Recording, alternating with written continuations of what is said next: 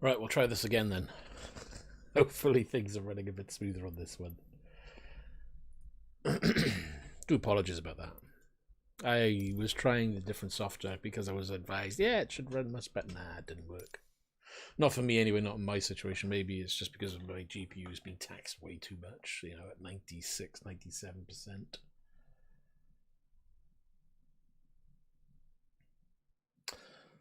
97%. Excuse me. Need to get a mute button sorted for this microphone so you don't have to hear me coughing everywhere.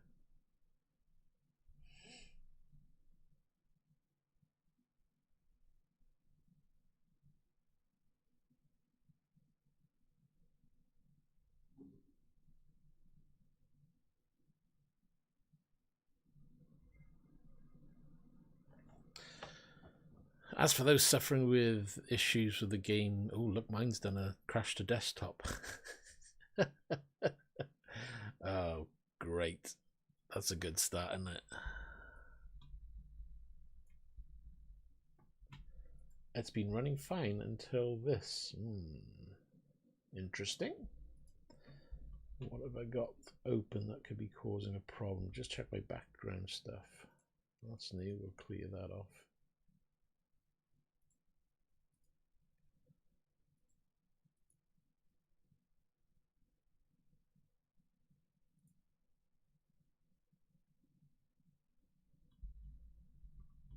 Well, that proved to be a really good start, didn't it?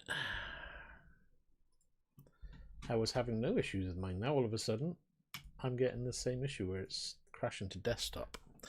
One of the things I've noticed that causes it can be overclocking GPU. So if you are running any overclocks, maybe worth notching that down or off altogether while you're running and testing.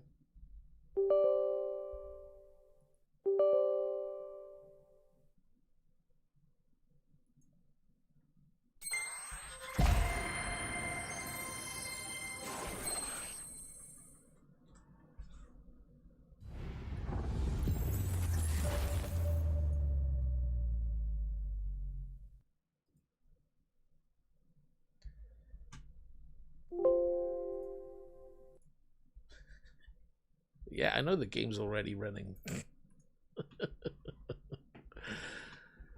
Right. Let me mute it whilst the music is playing. And there it goes. Oh, we're going to try it again. Let's see if it crashes this time, shall we? The other thing I've been finding out is sometimes if you are running the overlay, the MSI overlay, sometimes that can cause issues.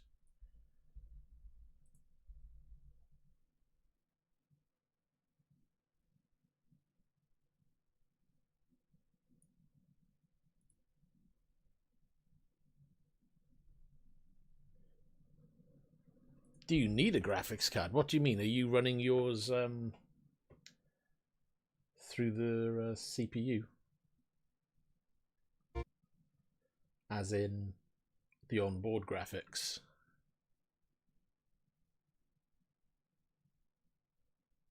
Where are we flying today? Well, if we can actually get the game loaded, because all of a sudden my game's decided to be a pain in the ass. It's been running fine up until today. But then I've added some new software to the PC, so I'm wondering, because that's running in the background, could that be causing a problem? I've heard of issues with software or certain software running in the background that can cause issues. To be honest, if you're going to run this game, it's so intensive, you are better off using a GPU, and a good quality one at that. This game will cause a 2080 Ti to crawl.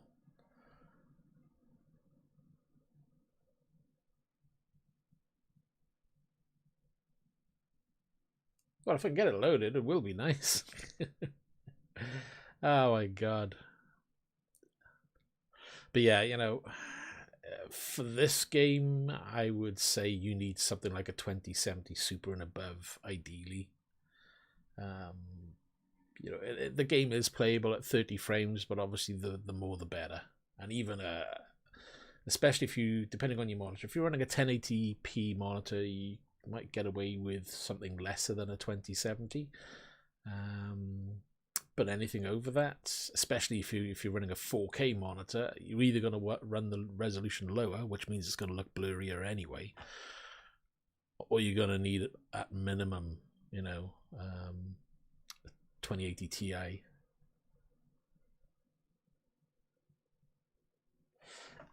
I mean, yes, you can do that if you're willing to run the game in low settings, but come on.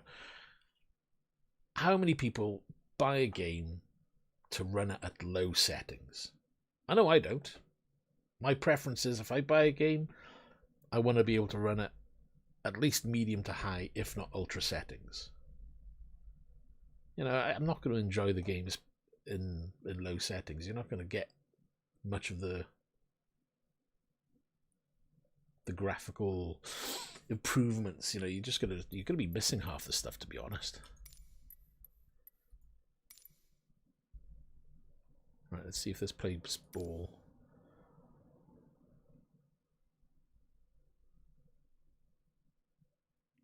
But that's just it, you don't want a new game to be launched that can be run by any graphics card, because there's nowhere to develop that game. You'd have to start from scratch.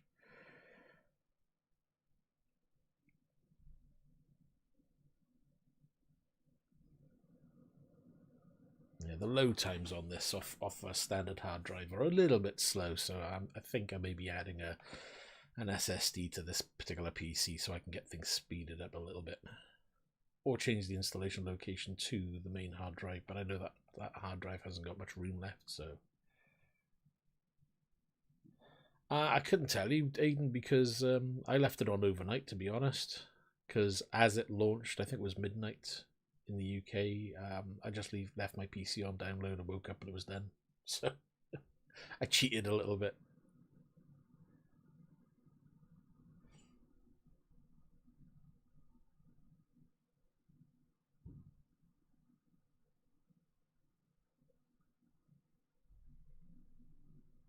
Yeah, it is a good download.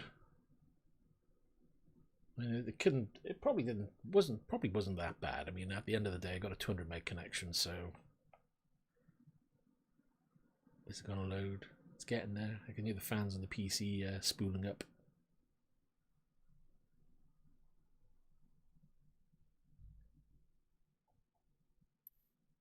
God, blimmin' it, governor, we're in. Today we're talking about attitudes of flight, how your plane is oriented relative to the horizon.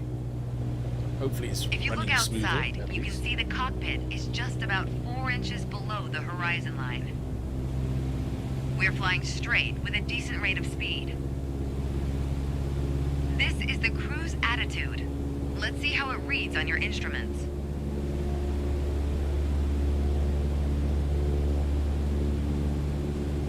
Take a look at the attitude indicator. Right. As the name implies, it shows your current attitude. The white line is the horizon, with the sky above and the ground below. We're probably going to That get used orange to that element in the middle, aligned with the horizon, that's your plane. Just like we saw outside, our current attitude reads pretty much straight and level. Okay, now let's see how much power the engine's generating. Check your tachometer. Looks like we're pushing around 2,300 revolutions per minute.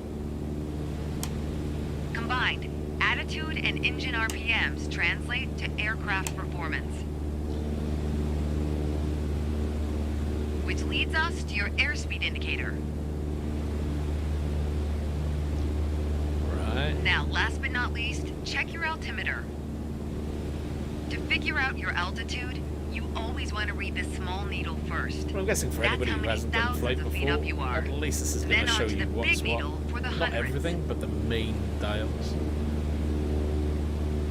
With our current attitude and power they're output, flying, 'cause I'm not we're even holding touching a the speed thing. of 90 knots and a stable altitude of 6,000 feet. But that's about to change. Take the stick when you're ready.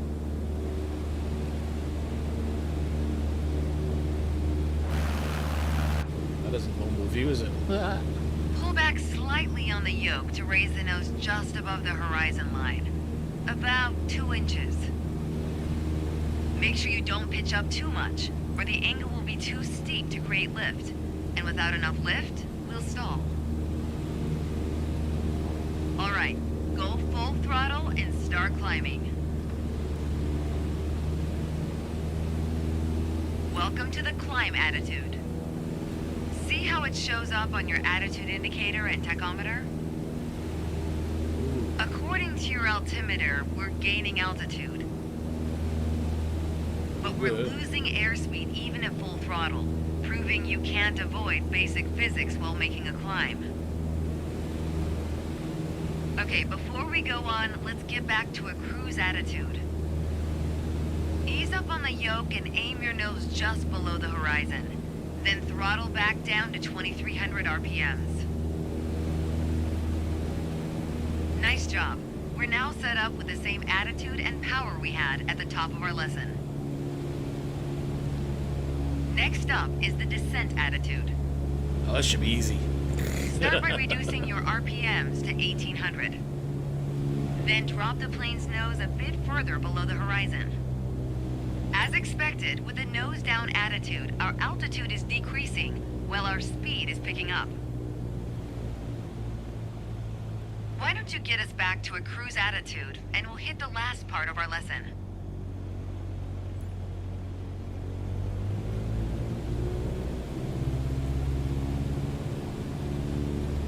There we go. Now that we know how to cruise, climb, and descend, let's talk about the turn attitude. Gently pull the yoke left or right to start rolling the plane.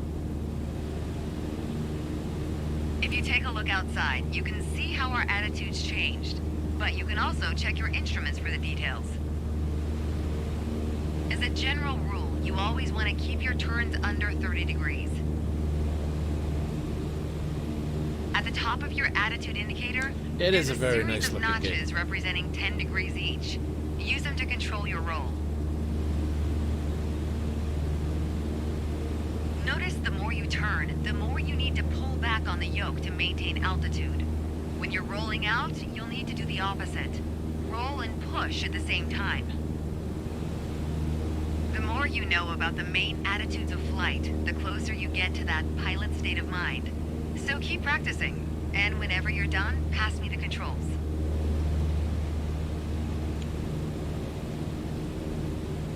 Alright, that's a good command. Control Alt X. Glad it tells you because I'd forget. Thanks, I've got control now. Well done. Well, that was easy. We're all gonna die.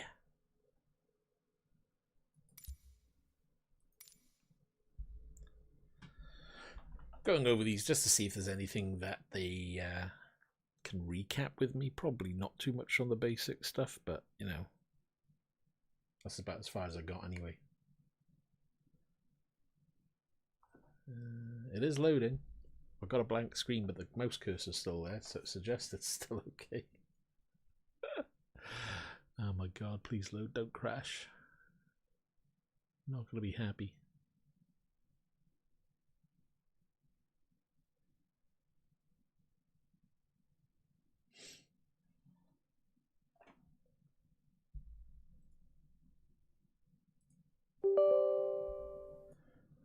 Why do I get the feeling it's crashed?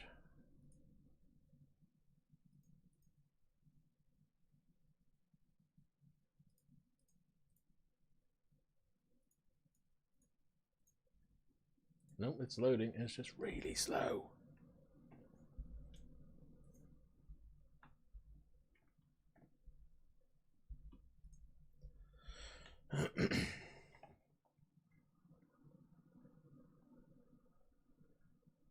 No, don't be like that.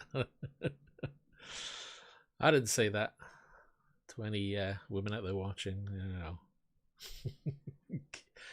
It's the world of pain, that comment.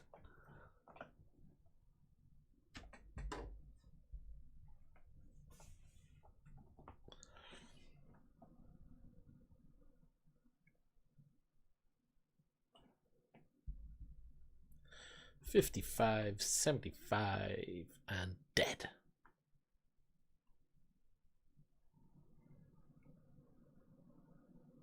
Oh, sorry, I didn't say it. It's perfectly fine.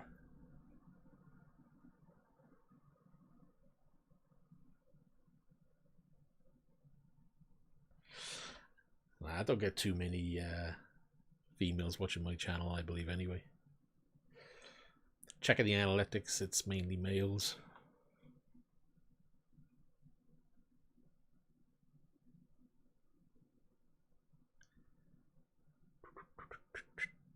I'll need to check the installation folder just to see how big it is so I can double check. I know I want to get a 1 terabyte SSD, but if I get that, that's probably going to be for the other machine. Unless I get a 2 terabyte for the SSD for the machine downstairs and transfer the 1 terabyte up here. I don't know. We'll see. I'll wait for Black Friday, I think. God, There's an old saying I like. A mile of road will take you a mile. A mile of runway will take you anywhere. Taking off isn't hard, but there are a few key points to remember. First, we always take off into the wind, which won't be an issue on a calm day like today. Second, before we enter a runway, we always make sure it's clear. Well, it looks clear to me, unless I'm missing something. Hold joystick button 1. What? I don't even know. Everything looks good, no cross traffic. Go ahead and taxi into position. The rudder pedals should make steering the plane pretty easy.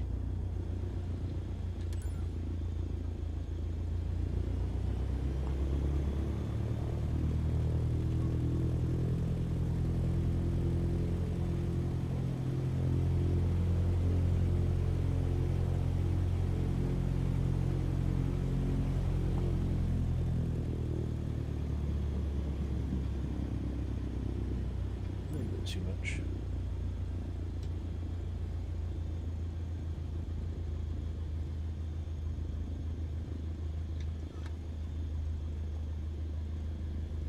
All right, let's do this. Apply full power and I'll walk you through the takeoff as we go. Oh, thanks. As we go. You know, don't want to get any heads up as we're going. Jesus. Before we go, I should say.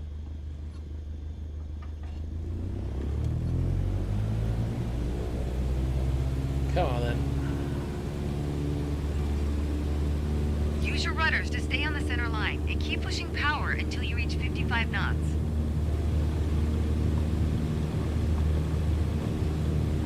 Good. Now gently pull back on the yoke. Line up the top of your instrument panel so it's a couple inches above the horizon. That'll pitch us up and set a good climb attitude. And we're airborne. Focus on flying straight. Use your rudders to keep the runway heading of 210 degrees. Maintain 75 knots, and we'll reach our target altitude of 5,500 feet in no time.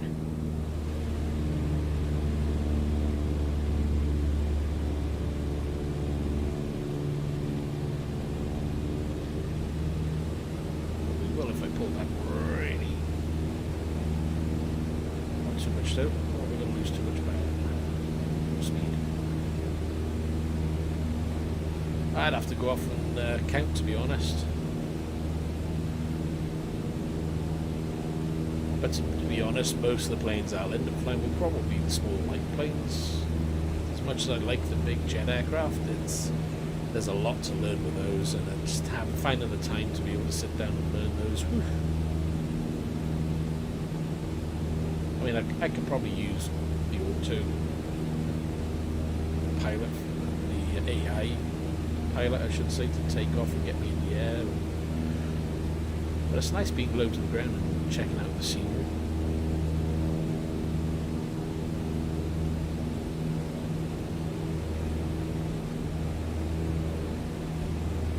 Ah, 5,500 feet. A nice, safe altitude for part 2 of our lesson. Straight and level flight. First step here is adjusting our attitude. We're in a cruise attitude, pushing max power. To stay level at our target altitude, let's start by easing the throttle back to 1,800 RPMs.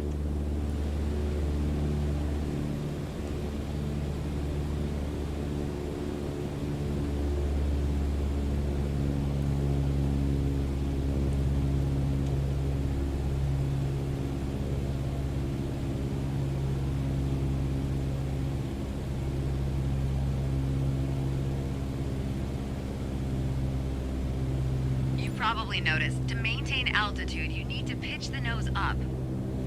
You could just keep pulling on the yoke to hold steady, but that's not really a precise means of control.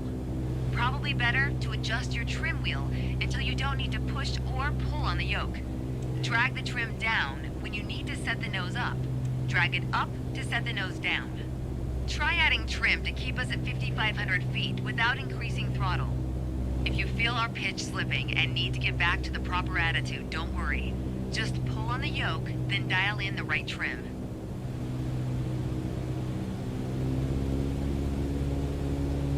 First of all, I'm going to get back up because I've lost altitude whilst waiting for it to finish what she's saying.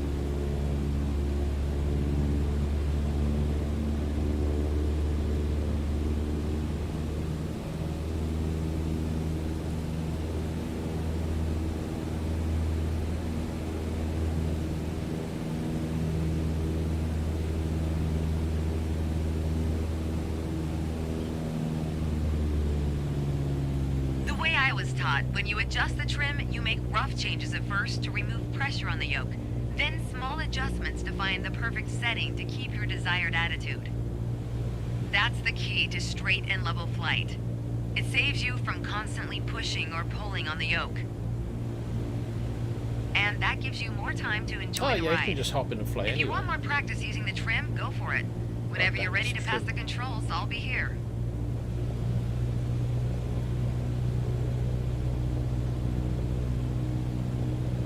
It's annoying that I'm having to do this while she's expecting me to do it a certain way.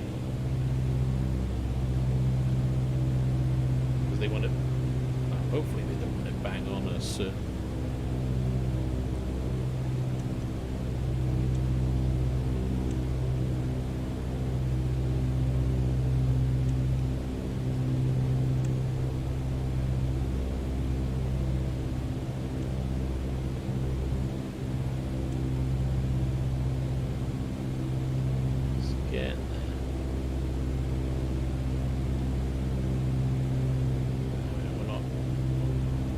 Gaining altitude ever so slightly.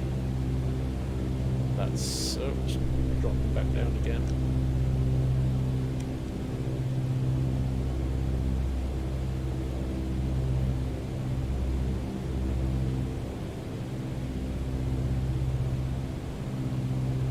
That's about it.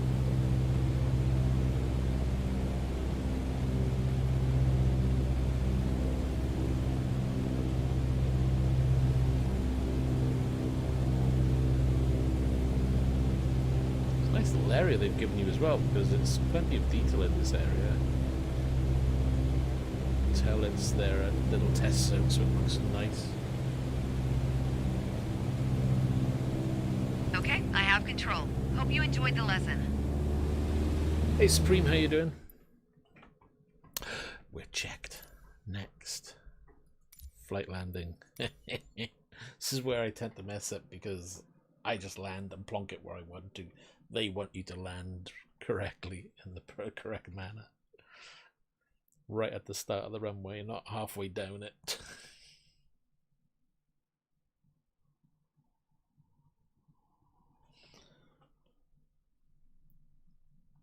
As far as I'm concerned, as long as I'm on the ground and I haven't crashed it, who cares?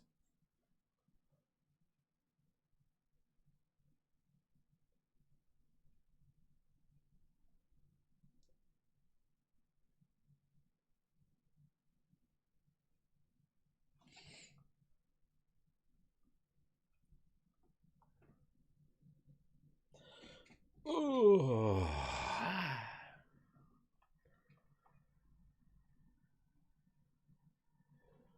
I have no idea if it's on the console yet. You'd have to check, to be honest, because I don't have an Xbox to check, I'm afraid. Could always try a little Google search, see if anybody there has posted that it's available. I would guess that if it was, we may have reviews about an Xbox version and how it runs. Be interesting to find out how it'll run on the Xbox. Is it? I don't know. Is it going to be? Is this for the existing Xbox, or is this going to be launched on the new Xbox when that comes out? I have no idea, but I'm guessing it's going to really require the new Xbox to run. And I wonder if it's going to be like limited to 30 FPS. You know, let's face it, when a 2080 Ti is struggling on Ultra, you know, is the Xbox going to be able to run this on Ultra? Ooh, be interesting to find out.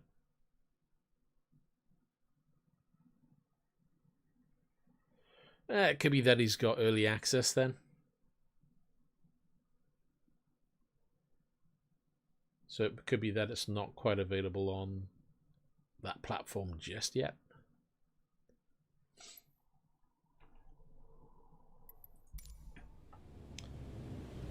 My first instructor used to say the best part of flying is landing in one piece. The man was a terminal pessimist, but he wasn't wrong. Today, you're in charge of bringing us in for a safe landing. We've got clearance for a straight-in approach, so we don't have to complete the standard traffic pattern. And I've already set us up in landing configuration at 65 knots with 10 degrees of flaps and idle power. We're on the glide slope now. Maintain speed around 65 knots. Change your pitch if you need to, and keep your aim point on the runway number. When you're targeting the runway number, you want to keep it steady in your sights. If it looks like the number's moving up in your windscreen, you're coming in low. It's a bit weird using... Yeah, well, You'll need to add a bit more throttle to get back on the slope. It's better than using a keyboard, let's put it that way. If it looks like the number's moving down in your windscreen, well, then you're too high. You'll need to add flaps to increase your rate of descent, but you'll also need to push forward and trim to change your attitude and maintain the same speed.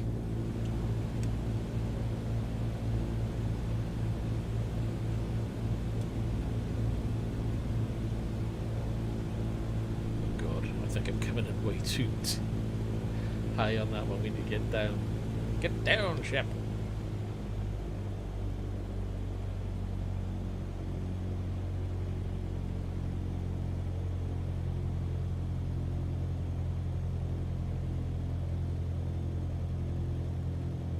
Keep your aim point on the runway threshold. When you're 10 feet above the runway, it's time to flare. Once we pass the threshold, shift your aim point to the end of the runway. Then, pull back slightly on the yoke to aim the nose just above it. Oh yeah, this is going good. Not. We're past the threshold, but still a bit high. Keep reducing altitude. Oh shit. You should be able to start flaring the plane now. Oh crap. Keep pulling back slowly. Let the plane settle onto the runway. Don't push it down, That wasn't but quite don't what let I it was start wanted to do climbing. because I was going down a little bit too quick. Nice. Now apply the brakes to slow us down and bring the plane to a stop. Well, at least you didn't say. Great abort. job. As they say, any landing you can walk away from is a good landing. But if you can use the plane the next day, it's outstanding. Landings can be hard, even for seasoned pilots. Trust me, don't hesitate to practice. After all, that's what we're here for, right? Yeah, but you know what? It's easier when you can just land anywhere on the runway. When they expect you to land at the beginning like that, it's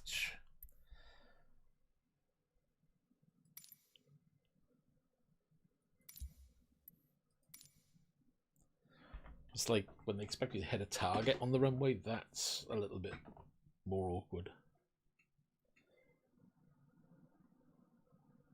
That could have been a lot smoother, and if it was just allowed to feather it down, shall we say.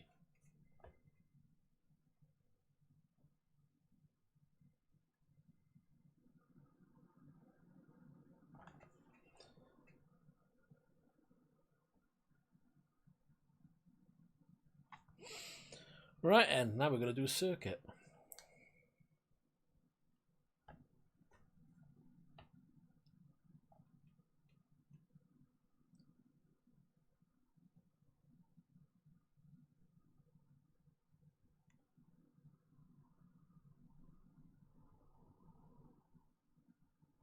Yeah, I've flown around. It doesn't look. It's missing quite a few things. Yeah, some of it looks like it should, and other parts just look like a bunch of generic buildings. You know, until they say, oh, you know, the UK is mapped correctly, which is highly unlikely they're going to do whole areas, but maybe one day they'll get round to doing it. Who knows? Let's be honest, no one likes going around in circles, unless you're a pilot training on traffic patterns. Sedona's standard traffic pattern follows a 1,000-foot altitude around the main runway. By the time we're through here, you'll know how to complete the full run from takeoff to landing. So let's get started.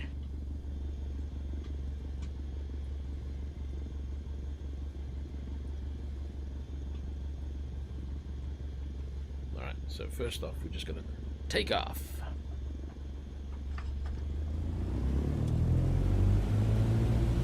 I thought I took the brake off.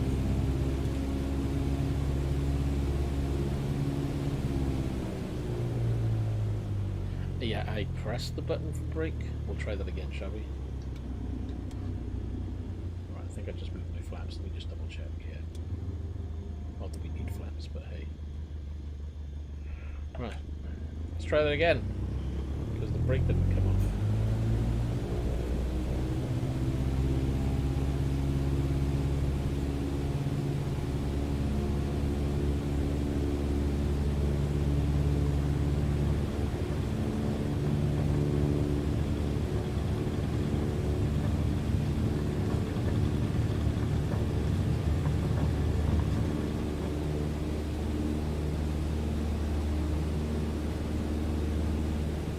When we're up, keep us aligned with the runway and climb to 5,400 feet.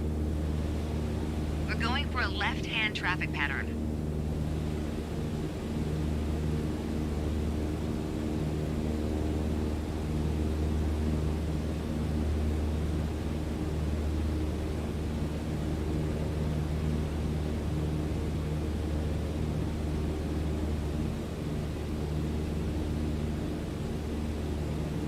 Trying to gain altitude as quickly as I can, but I can't do it too quickly, lose power.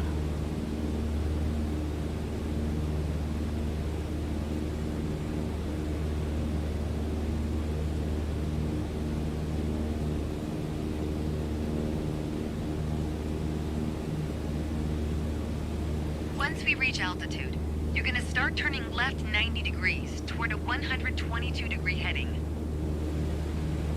Okay, we're in the pattern. Get ready to enter the crosswind section. Good. Keep going till you reach the traffic pattern altitude of 5,700 feet. Ready to make your left turn downwind? When the runway appears at the halfway point of your wing strut, you'll know you're at a good glide distance. Turn downwind, okay. I need to gain altitude though, they said 57.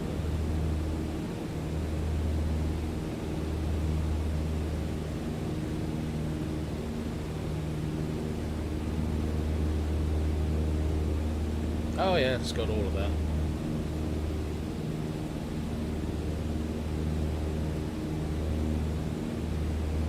We've got the wind at our back now. We're on the right track.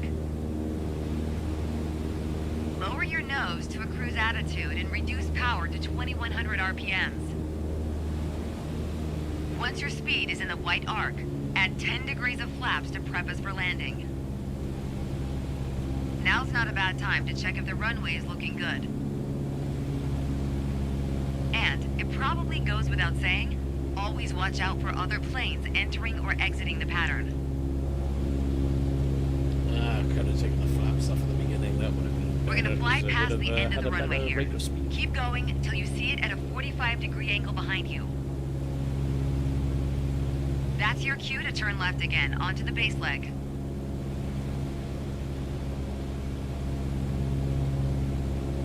Well, the altitude's right, so that's a good sign.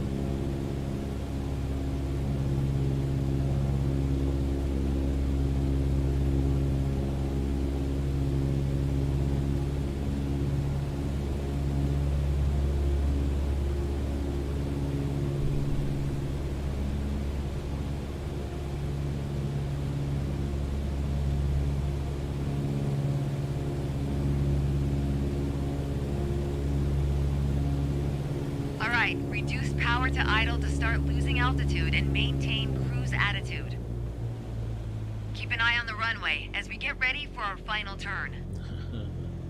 That'll also keep our speed around 65 knots. Looks ready for me.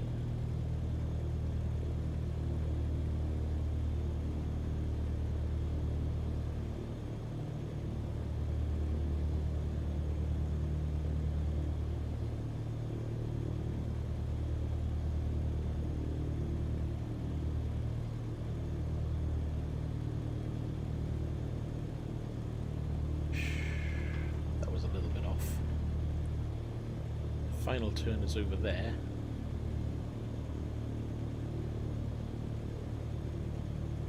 Hey Gareth, how you doing? And why do I feel like I'm losing way too much altitude? There we go. The runway's in full view. Make sure to keep the plane centered on approach. If you're too high, add flaps. Too low, add power to maintain the glide path.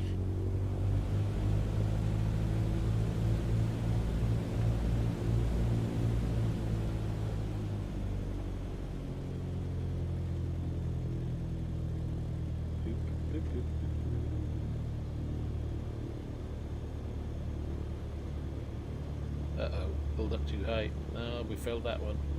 Because we should have been down ages ago. Jesus, hit the runway.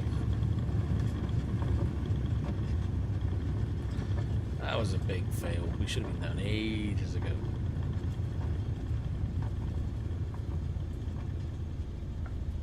Way to stick the landing. Now, just apply the brakes to slow your roll. And make sure you don't stop on the runway, of course. If other planes are looking to land, we've got to move. Take one of the taxiways on the right.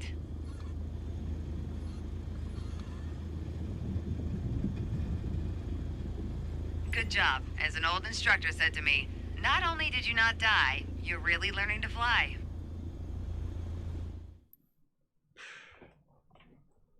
That should have been done a little bit earlier, but we got away with it. That's the main thing.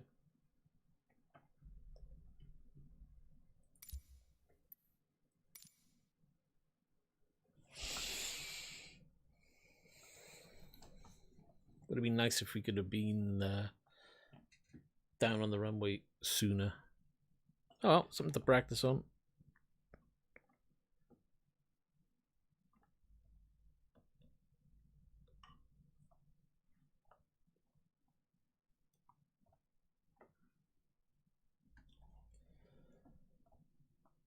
And how you doing, Gareth? You doing anything today, or just having a chill day?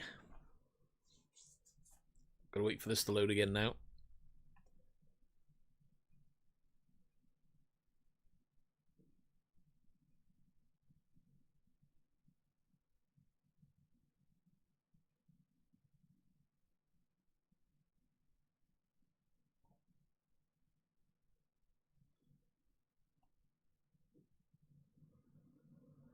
So I've got to do the same thing. So it's take off, flight to 5400, turn,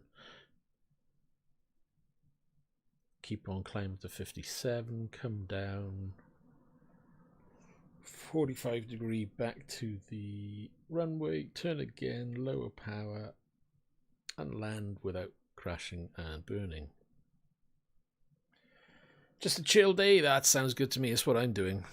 Can't believe I'm getting warm already. Jesus, this PC pumps out some heat, I tell you.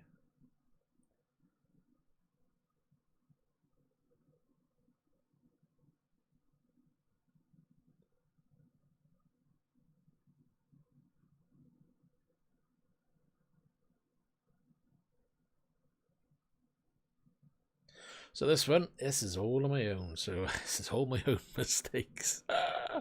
Let's get ready.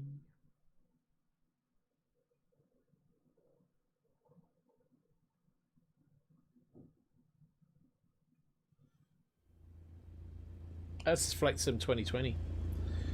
It's very nice.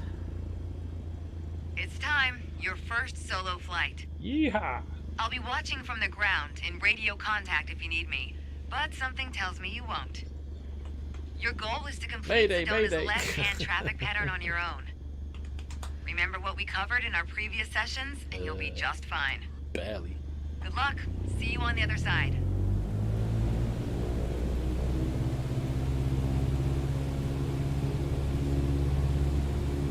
Come on.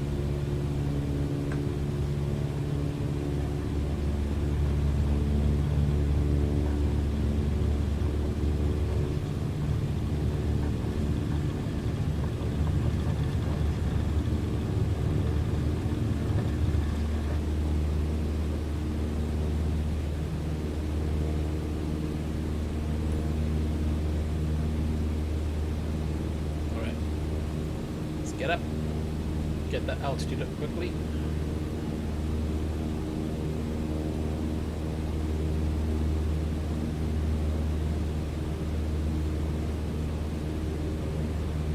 Got a good rate of climb on this one, better than the last one.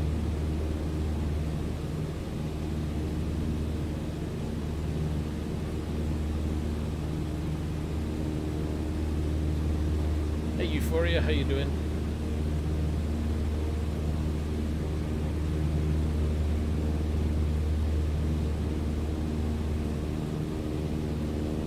Come on, get up. Turn to join the traffic pattern.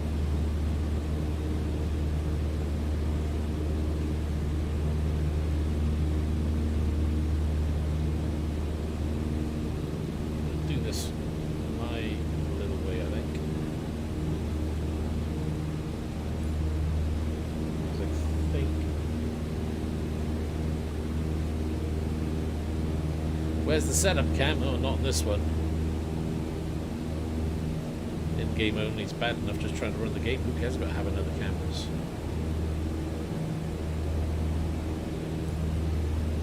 Let's pull back. Speed.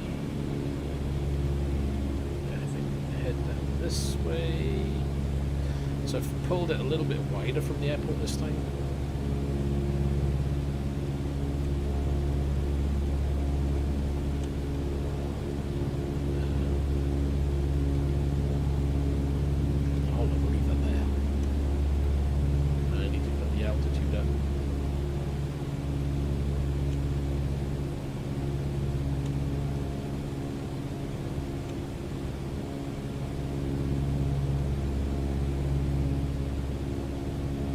Well, they are planning to do VR on this, but they're supporting the HP Reverb G2 out of the box, which is one of the higher resolution headsets.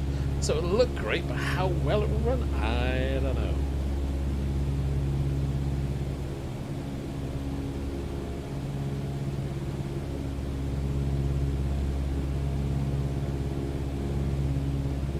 I'm going to try and gain a little bit extra altitude too. We need to be at 57 if I remember correctly. Just check where we are. We're nearly at a point where we can turn. We're still not gaining altitude. God!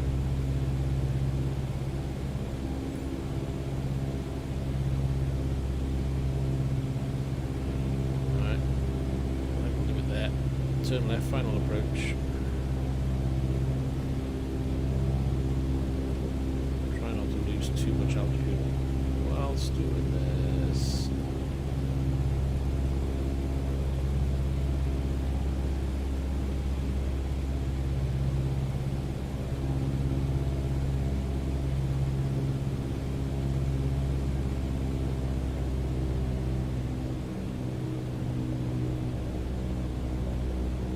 See, a little bit early again. I've done it again. Should have just left it a little bit longer.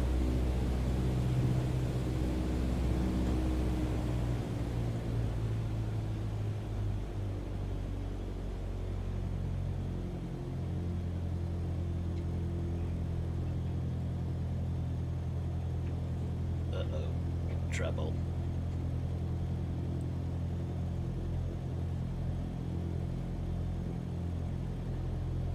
It's way too fast. Do you see my speed?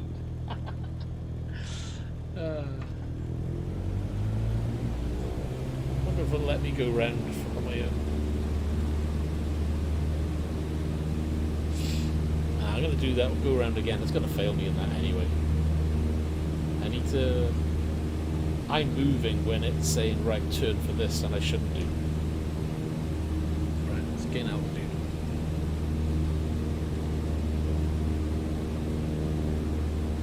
I need to move when I'm ready to move.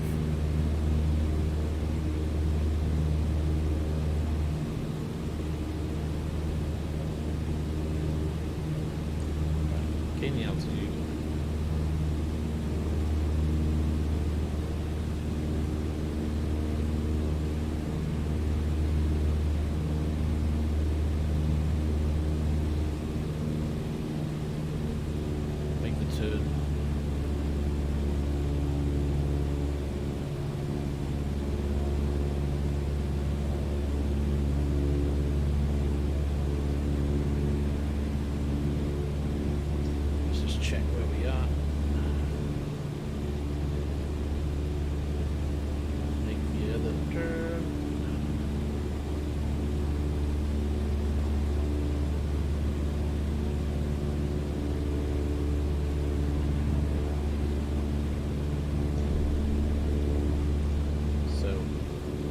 Got that part, okay.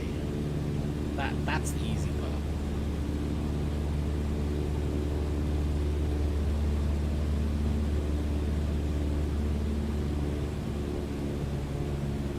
So we'll gradually climb.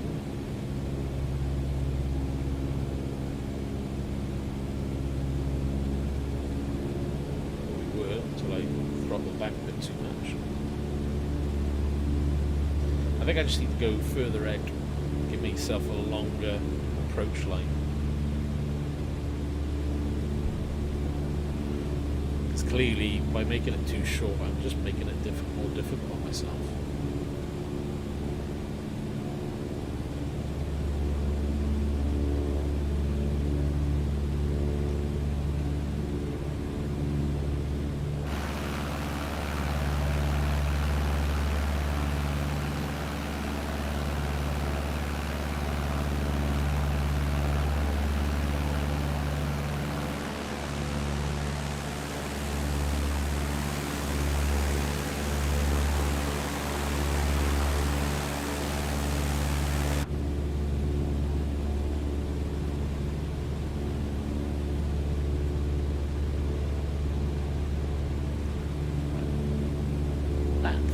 Should be okay, he says.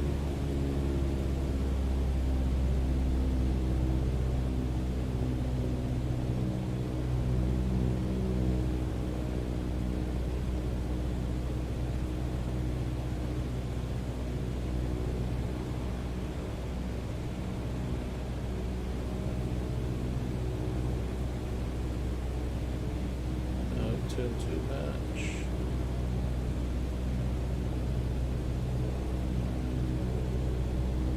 Now that's a better lineup.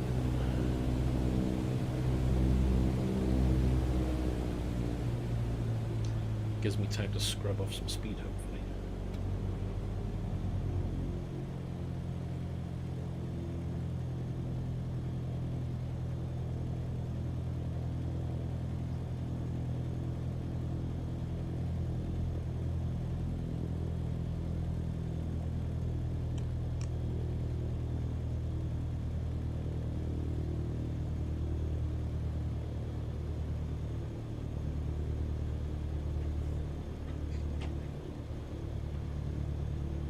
Again, I pulled up too much.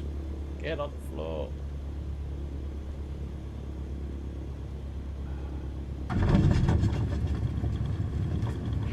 You weren't really supposed to land there. I know. It's well done, don't get me wrong. Just not what was expected. Gotta do that again. At this point, I think it's probably best if we start the lesson over. See, I knew that would happen because they want you to land right at the front of the runway. And I pulled up. I think it's the sense. I wonder if it's the sensitivity setting. I haven't done the sensitivity on the yoke, and sometimes I wonder, is it being a little bit too quick?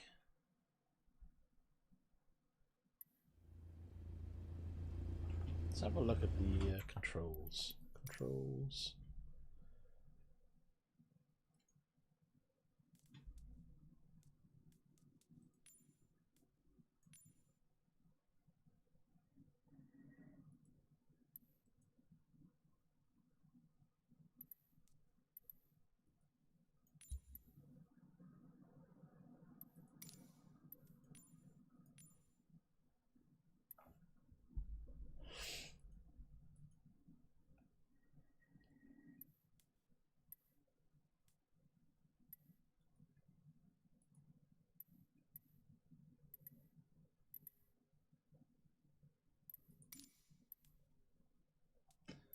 Yeah, we'll leave it there.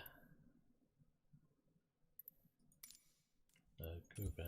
Oh, we gotta do that anyway. No, we'll leave that. Because I might be there all day trying to sort that out. And I don't want to be doing that for all day. Right, we just got a better idea of what we need to do. Travelling further out, not turning when it says turn, is probably a good idea.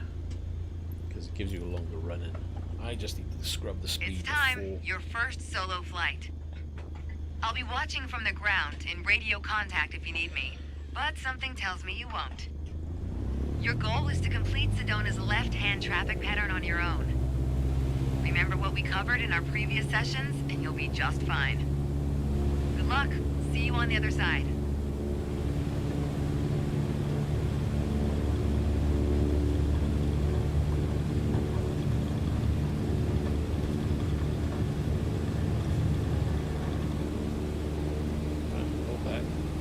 Thing in the air, get it? Altitude.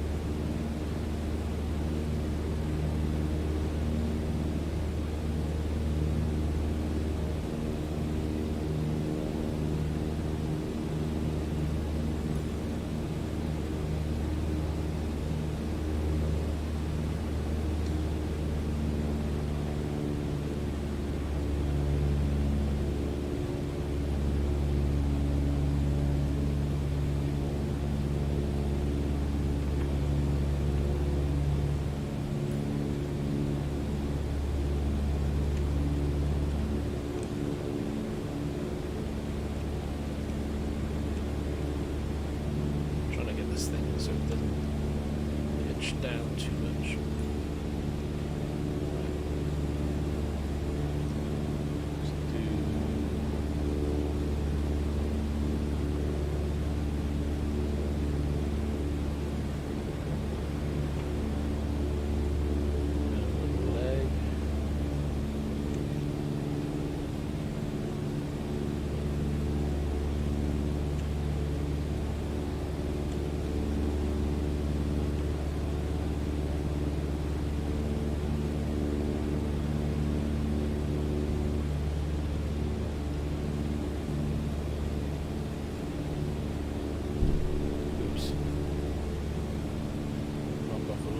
Throttle.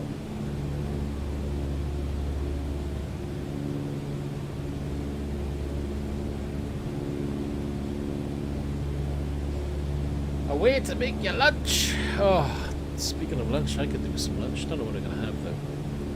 Probably have some garlic chicken, which is stinking up my fridge.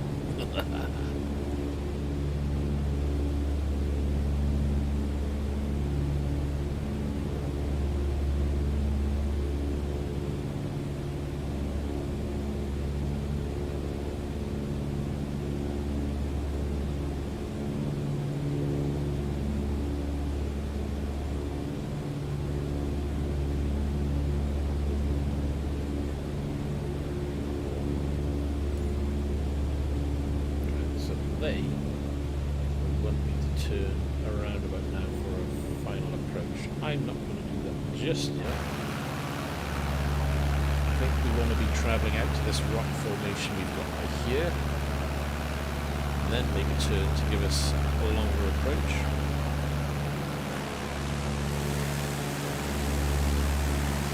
This is more time to fail, I guess, unless of course there's a limit to how far they want you to go, so let's make a turn. I better not play with that too much.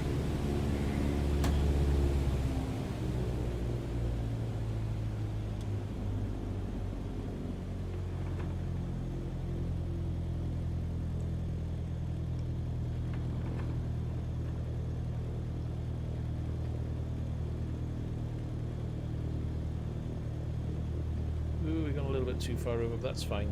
We can recover that.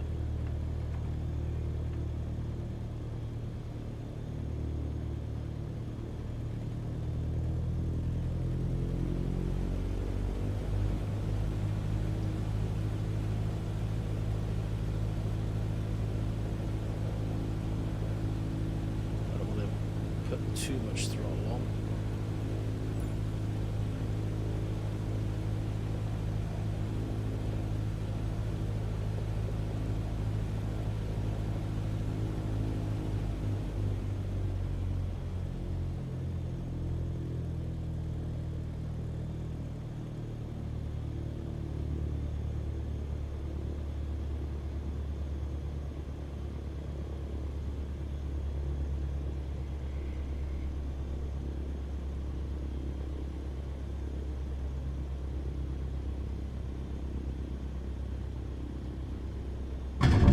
Was heavy.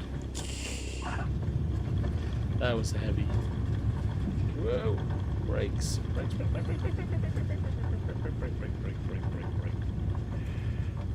It's really hard to try and brake evenly. Oh god, that's off the wrong way.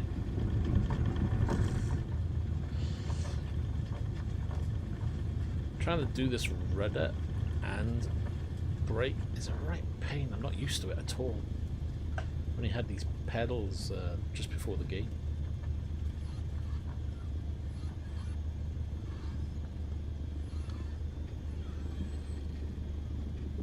Well, she hasn't said anything bad yet. Great job. There's always room for improvement. That's life, right?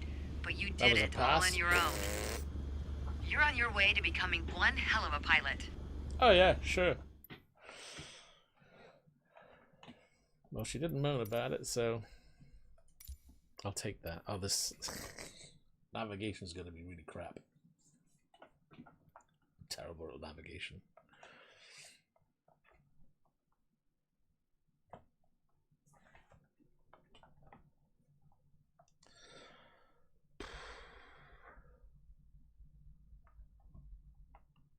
I know I need another cup of coffee.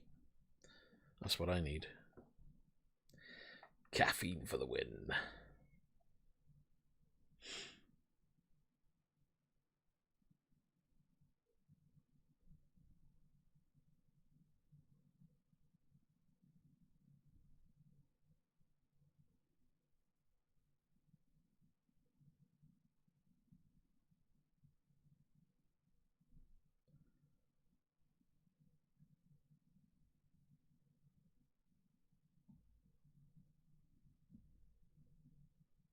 Oh, it's loading.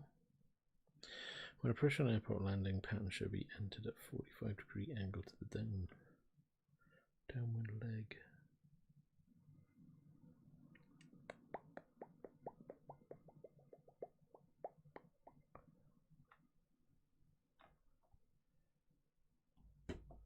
So for each degree off course.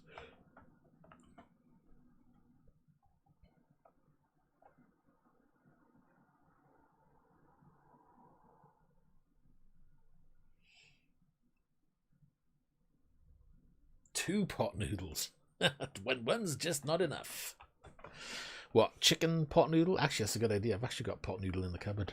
Very rare I have them, but they're there as an emergency just in case they run out of stuff. But I haven't had one in a while, so maybe I'll have one. That could be a good idea. But then I got the chicken to use. But then I could always cut the chicken up and throw it in. Yeah, ideas are forming.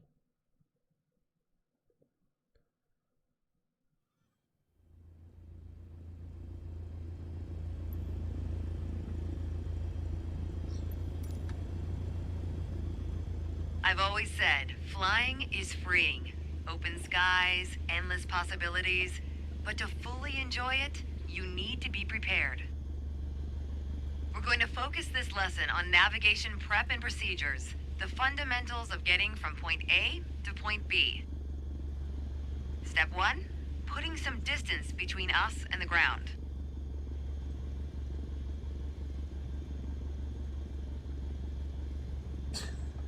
Happen later. Glutton for punishment, that's what it is. Oh, that's half the problem. My pedals moved. Oop.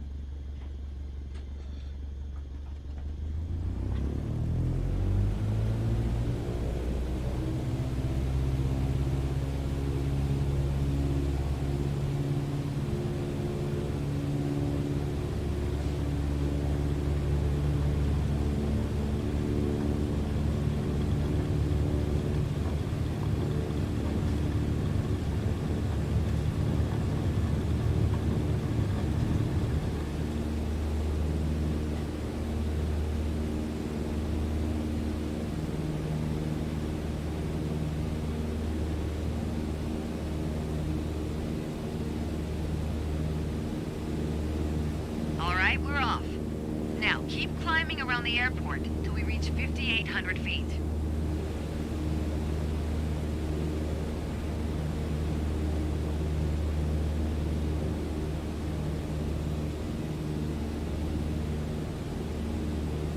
Hey Hackett, I'm completely new, to be honest. You know, the most I've ever done is dabbled in flight sims. I don't know enough, you know, to be able to guide people into how to fly, what to do here, what to do there. It really depends on how much you enjoy planes and aircraft and flight in general. I just enjoy dabbling with aircraft and, you know, flying around until I crash and burn mostly. So in a way, yes. But find out for yourself. What you can do is get the Xbox Pass and try the game out, and you can see if it's something that you want to get your teeth into, and then you can make a decision as to whether you want to do a full purchase or not, whether that be standard, deluxe, or premium.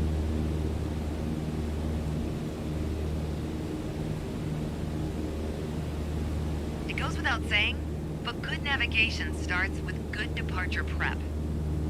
Let's set up the aircraft for the first leg of your trip. Attitude? Check. Now for your heading.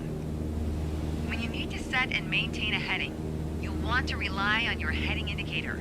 Compasses are prone to errors, especially during turns or while accelerating or decelerating.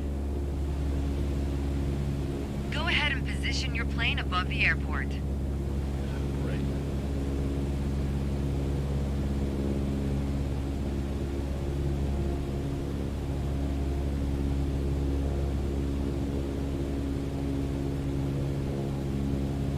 Departure positions over there. Well, we're trying to find it without losing too much altitude.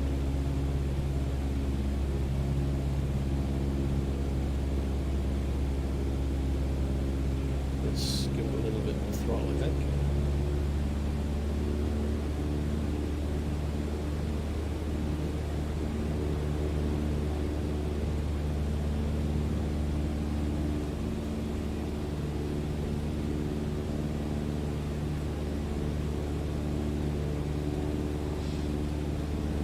But you've got to remember that flight sims are very much one of those games where it's up to you to make the choices and get involved. I mean, a lot of people play a game because there is a goal to be had, there's something to be gained. But with a flight sim, it's a bit like when I first started playing Elite Dangerous. You know, that game, because it's such an open game, it's down to you to make your own story within the game. And it's the same with flight sims. It's down to you to decide whether you want to just use it as a tool to learn. Do you want to just enjoy the scenery? You know. Oh, one last bit of departure prep. We need to validate the time. That's a fancy way of saying start the clock. On the nav log, you can see our next waypoint, Munns Park, is at a 41-degree heading about 5 minutes away. Well, that's handy. It's right in front. Navigating is basically flying a given heading for a given amount of time. Sometimes you deviate, but if you track the time flown from your last known position, you'll always have at least a range for your current position.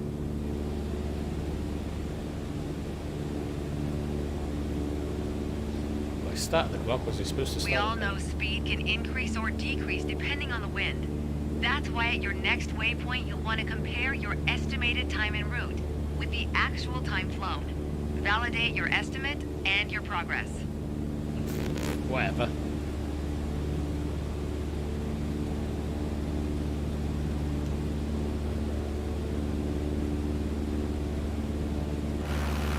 At least we're looking to be heading in approximately the correct location, direction, I should say.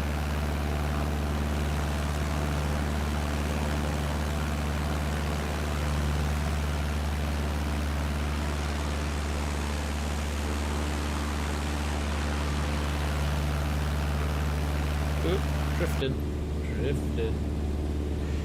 Hey Equalizer, how you doing? I'm very well, thank you very much. Just trying out the learn to fly side of things. So far so good.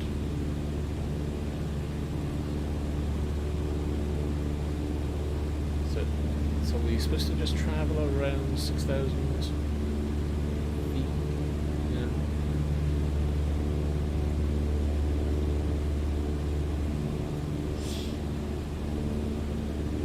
Heading to Buttons Park.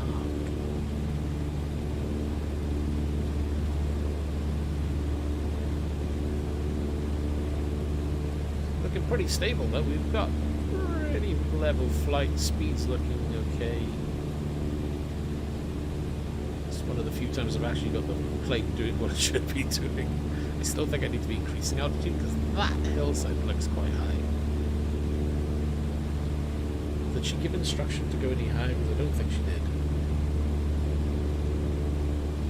Well, that's looking pretty close. It's like, hello. Yeah, I'm going up a little bit.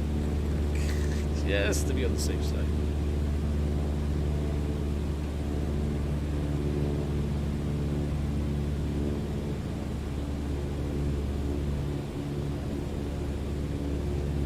Still got another 2 minutes or so to travel to this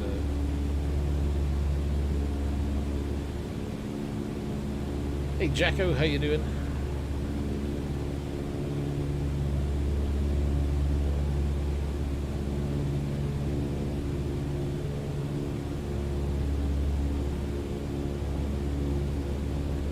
Oh cool, you've got your extra bits then.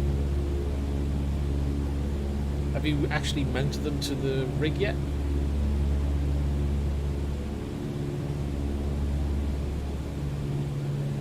Right, that means we've slowed down by gaining that altitude. So I need to kind of level back out for a little bit to gain a bit of speed. I'm guessing this is the USA.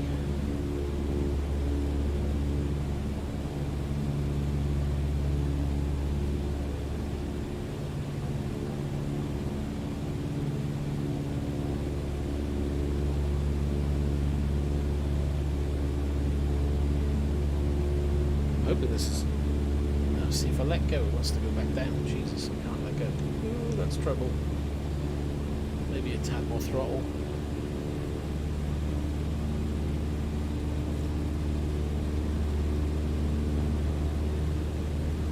I should have throttled up when I was gaining altitude, I think.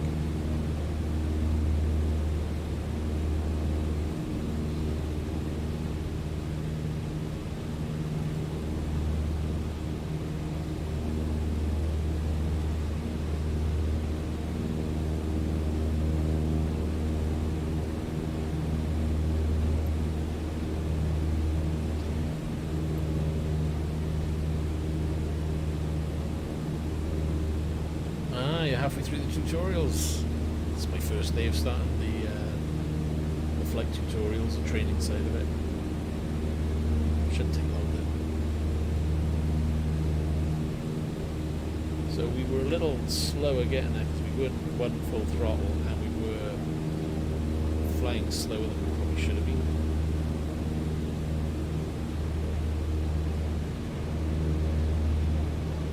Could have travelled through that little canyon way. That would have been cool.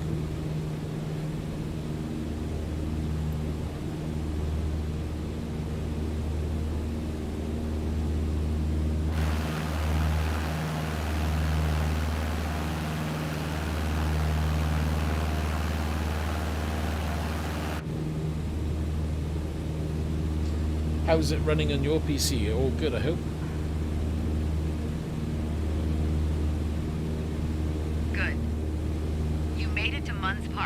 According to the nav log, we've got one more stop, Flagstaff Pulliam Airport. An easier way to navigate is to follow identifiable landmarks like highways, and just so happens we have one below us.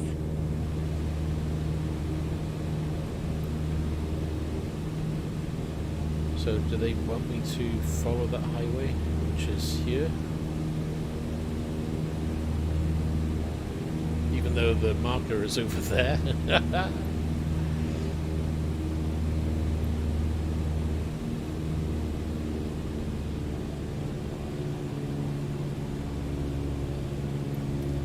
Setting the clock.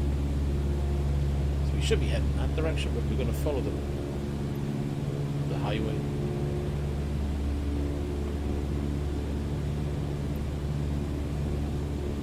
Yeah, that is part of the problem. It's learning the controls. I've used the default controls for my stuff, and it's like, ugh. Can't remember what this does, what that does. I'm getting there.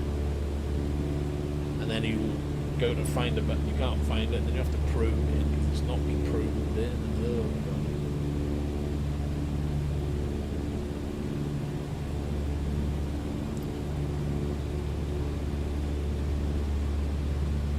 Some nice views of the distance, wasn't it?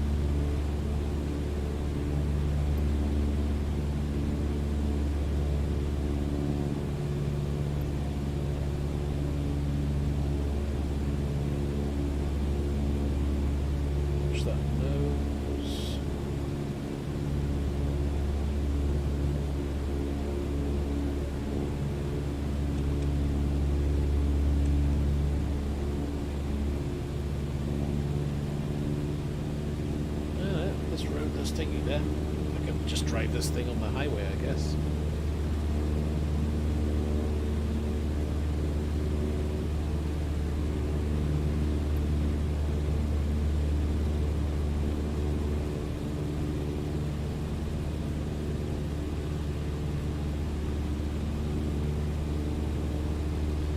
And it is really nice when you just look out the window and you just see so much. I mean, I know we're seeing a lot of trees and that's about it right now, but most flight sims you would see about 3 or 4 trees and that's about it.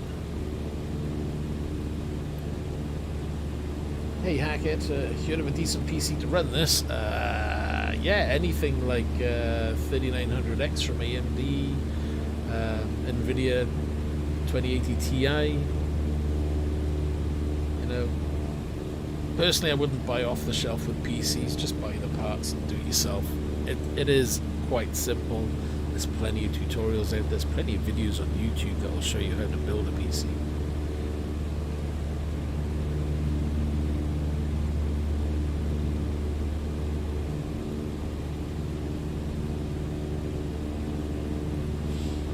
Um, 9900K for CPU.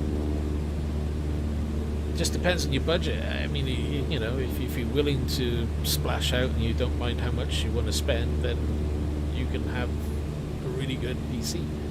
Personally though, new graphics cards will be launching soon, so I'd probably hold off purchasing a PC until they announce the new cards.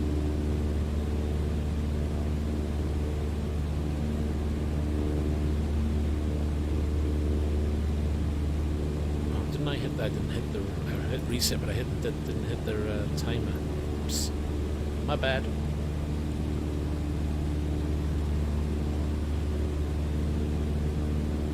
Yeah, obviously the internet side of things as well helps with things loading in. I'm running 200 meg broadband, so it seems to be working okay. It loads in pretty well.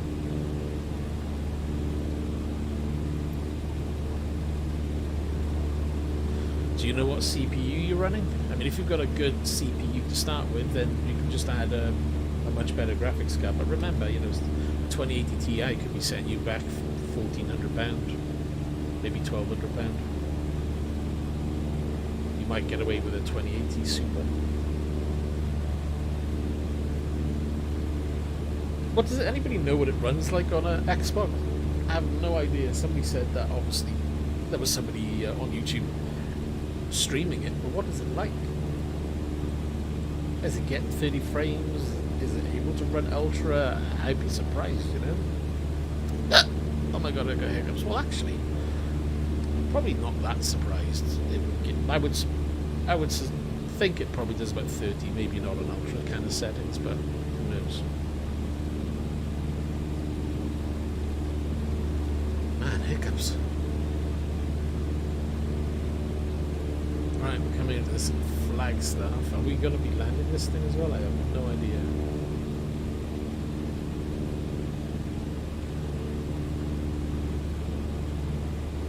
You got the NVIDIA 1050. Yeah, you probably want to upgrade. I mean, recommendation for me would be anything like an RTX 2070 Super and above. If I was purchasing a card for this game now, I probably wouldn't go below a 2070 Super. kind of wish my card was a 2070 Super, but it's just a standard 2070. I bought it just before they announced the Supers, so I was kind of gutted on that one. Ah, this is my my other rig. This is my A&D system. So it's a 2700X and a 2070. I've tried it on triple screens. Yeah, it just doesn't want to know. I would have to put it into single screen to play it. Plus, nowhere really to mount my honeycomb flight yoke, so it's better on the PC. But remember, we are running a 1440p resolution here.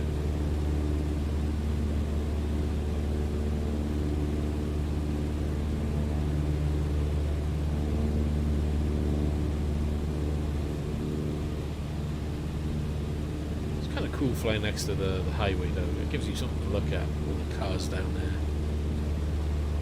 Beep beep. As you close in on Flagstaff Pulliam airspace, next step is setting up to enter the traffic pattern.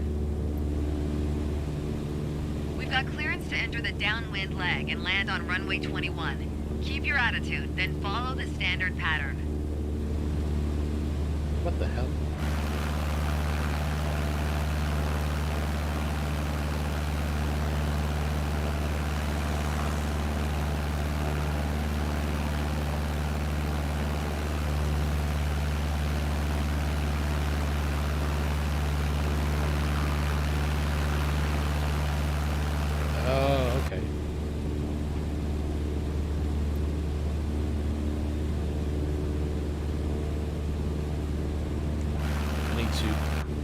View corrected first. So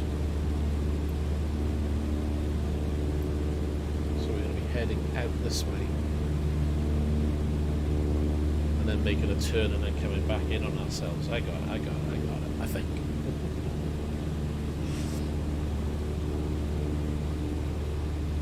Right, there's the runway.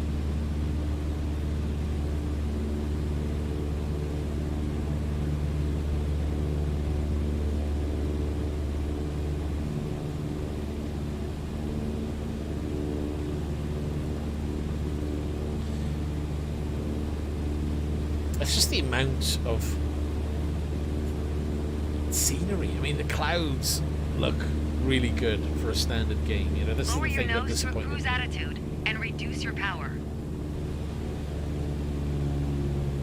Base turn is over there, so we've got to be 2.03 nautical miles out.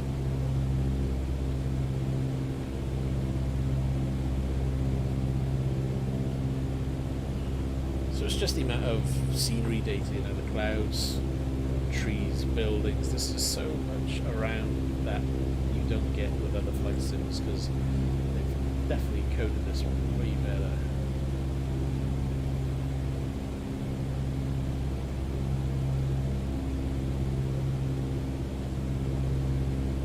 I think I'm a little high. Let's have a look where I'm anyway. No, I'm not really. That high.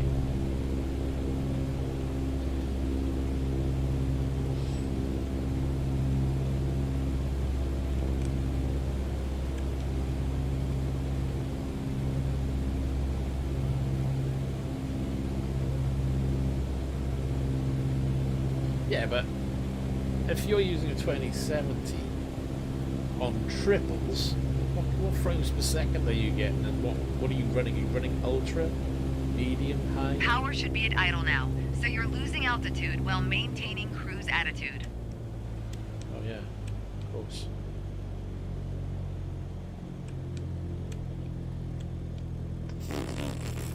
Am I supposed to turn for final approach? Okay. Let's just turn this thing.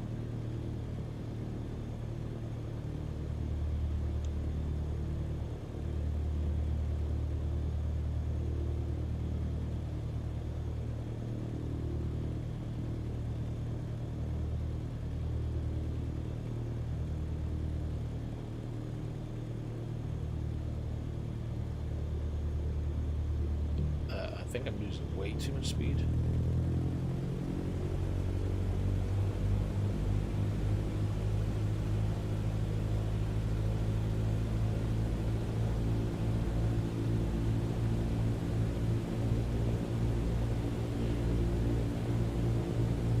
double check it because I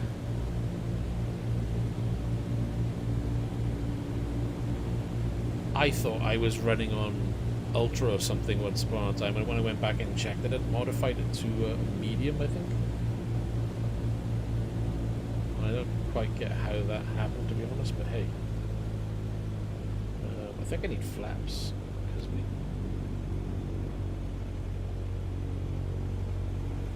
Damn, I can't see shit.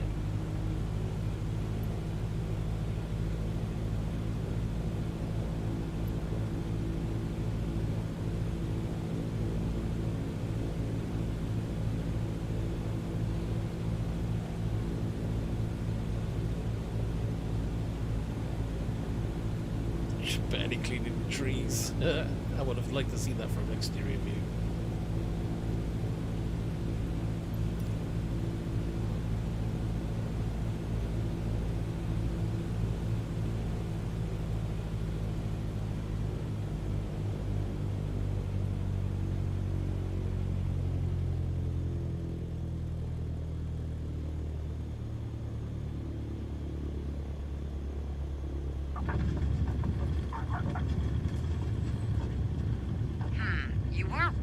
Supposed to land there. I knew she'd say that. It's well done, don't get me wrong. Just not what was expected. At this point, I think it's probably best if we start the lesson over. Pain in the ass. Am I supposed to be landing before or after that line? That's the bit that confuses me. Gotta do that again. The lights are on though. I think it's just it's got to be darker for the cab lights to show. Because I didn't put my landing lights on, but no. I flicked on taxi lights by accident. Whoops.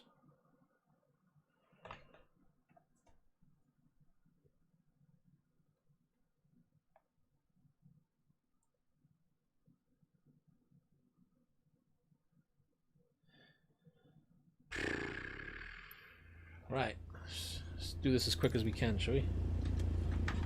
I've always said, flying is freeing. Open skies, endless possibilities. But to fully enjoy it, you need to be prepared. We're going to focus this lesson on navigation prep and procedures, the fundamentals of getting from point A to point B. Step 1, putting some distance between us and the ground.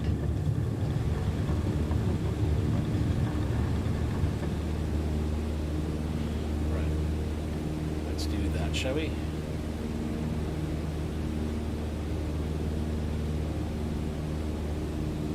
All right, we're off.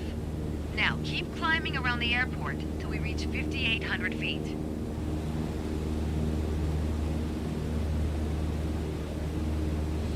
So we'll head straight out, climb to about 54 and then start turning, head back to the airport. Because we know we're going to have to go back to the airport and then do the rest up to 58.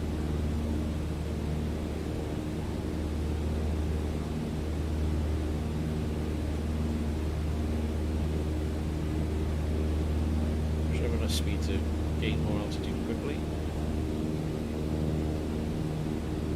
Start making a turn back.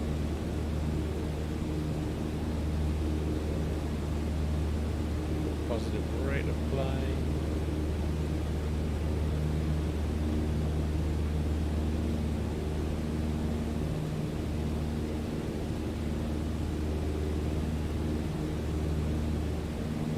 Processing a little bit too much return.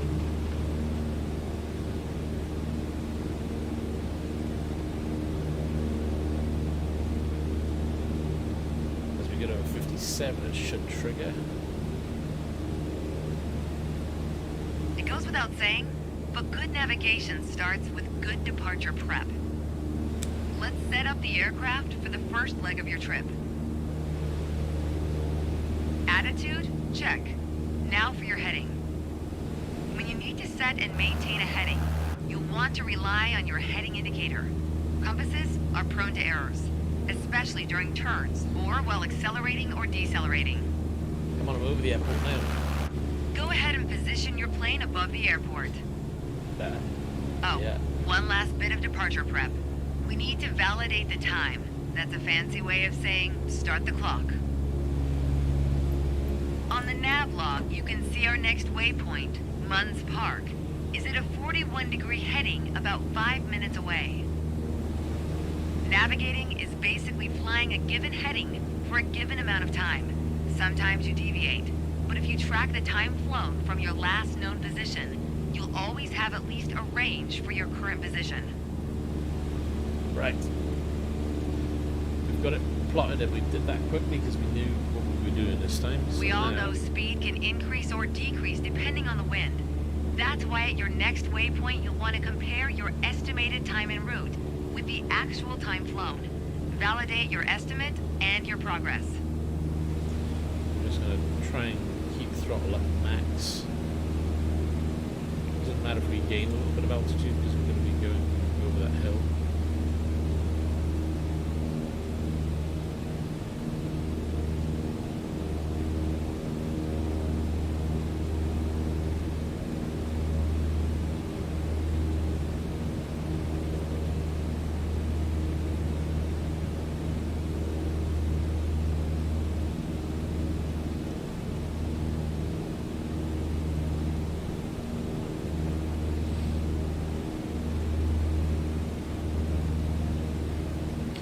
So with the landing this time round, we're going to try and we're going to try and land on the runway as early as possible.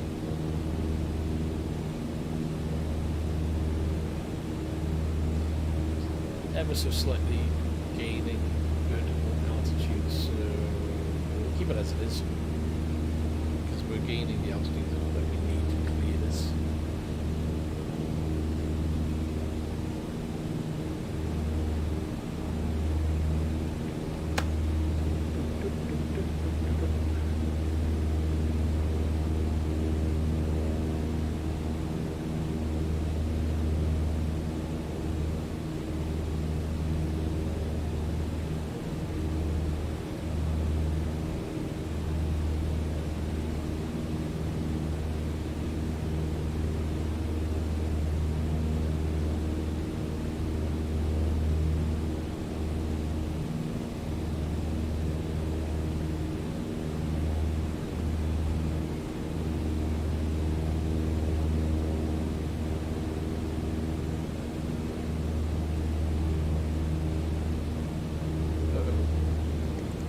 I wasn't looking at that screen.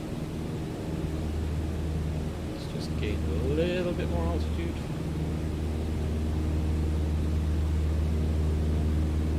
I think we're doing okay though. 254, 3.7 nautical miles left to cover.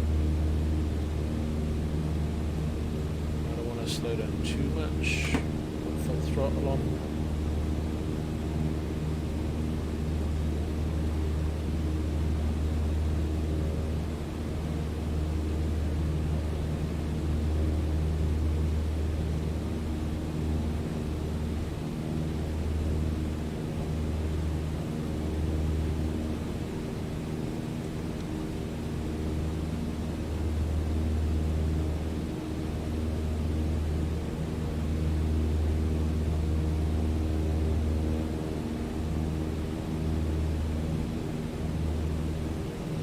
First set of thick vertical blocks. What, you're supposed to be landing before them, after them, or on them? I think it's before.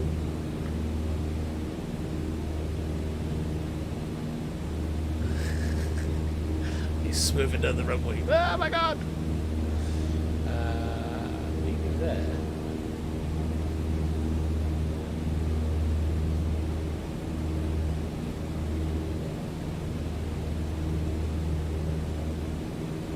On or just after?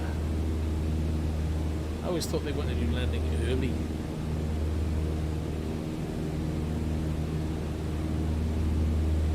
Because that's just the thing, I'm not sure, they don't really tell you whereabouts on this particular runway to land, and it is a different layout.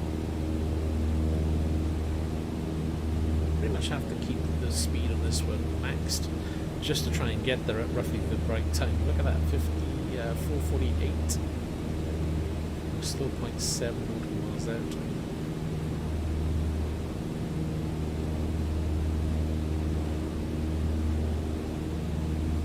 Oh, they're at the beginning of the runway, okay.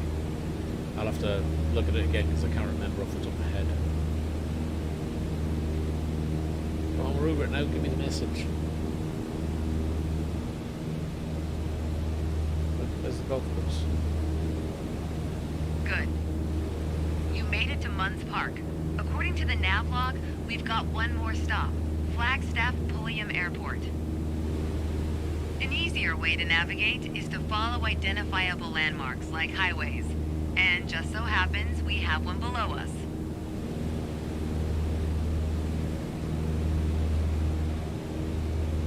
Which is over there.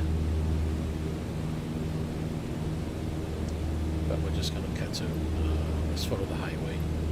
Let's try and do remotely, right, shall we?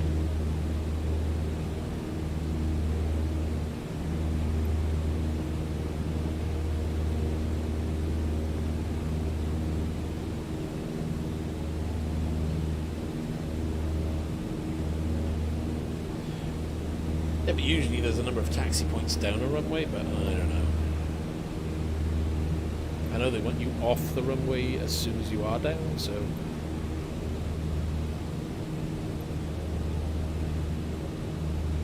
There's the road.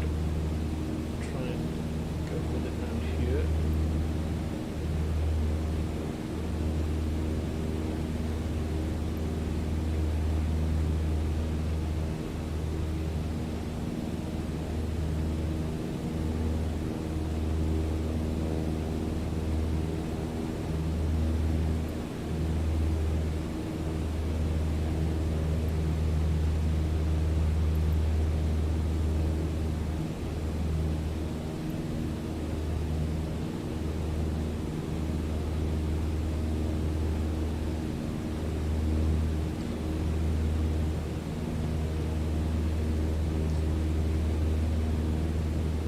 Set the clock again. Go! Not that it really matters.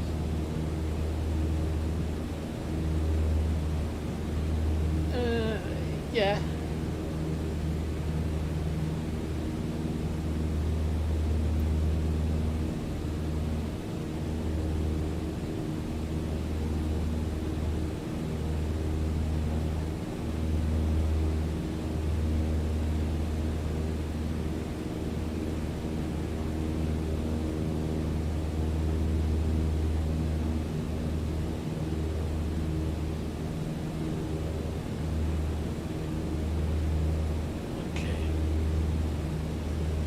Heading down.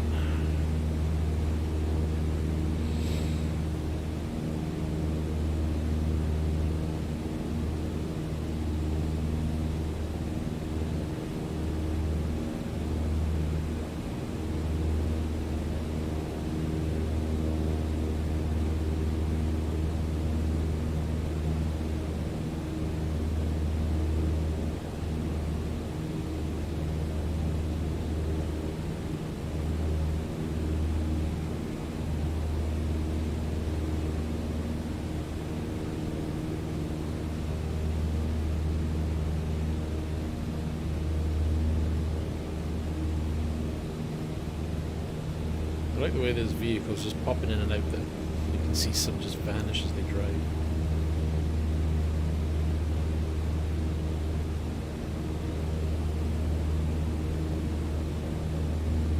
The runway's down over there, you can see the beacon light for it now.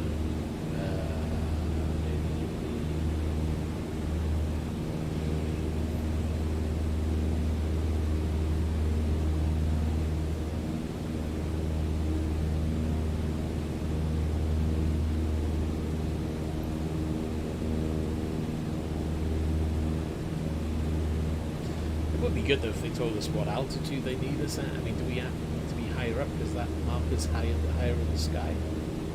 I don't know, you know? Maybe having a bit of altitude will help.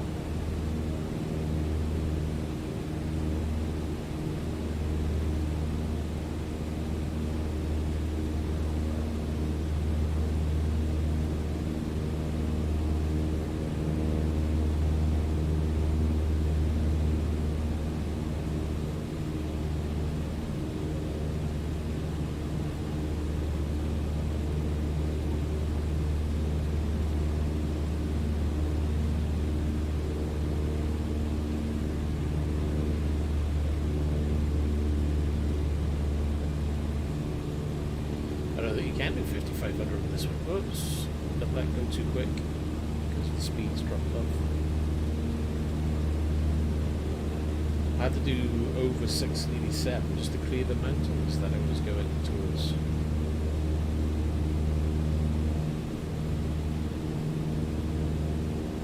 I know it's 5500 odd on the first couple of landings.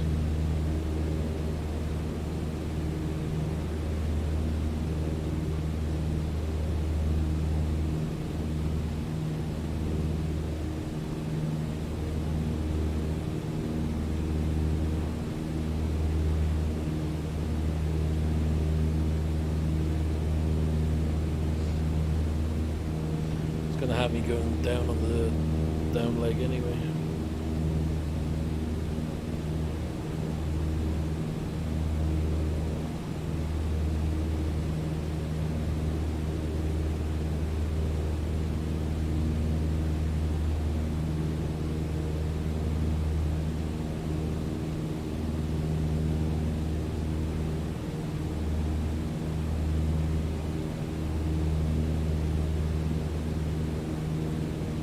As you close in on Flagstaff Pulliam airspace, next step is setting up to enter the traffic pattern. We've got clearance to enter the downwind leg and land on runway 21. Keep your attitude, then follow the standard pattern.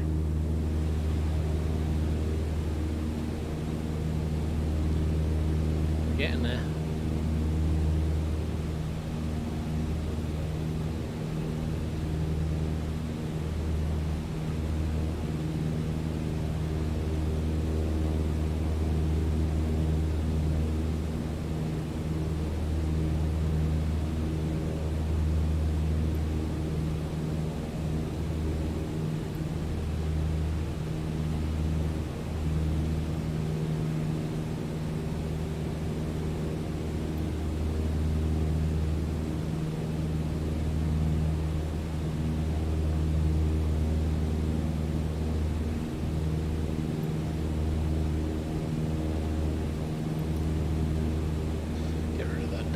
Screens to my head.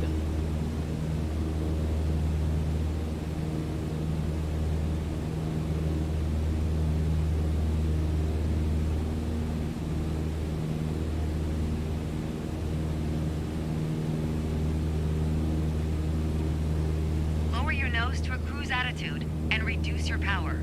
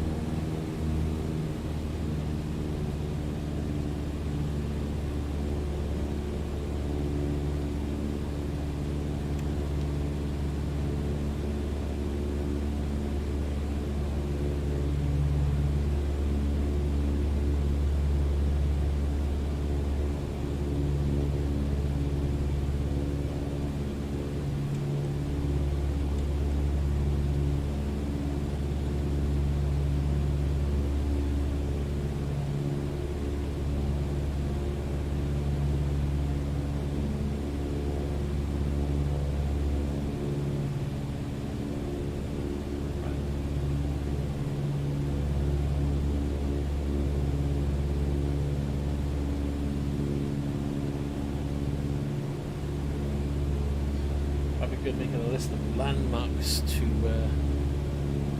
look at.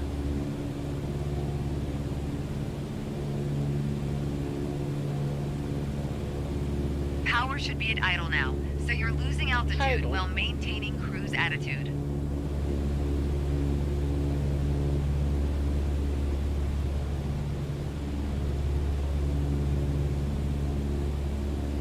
Every time I do idle, it always messes me up.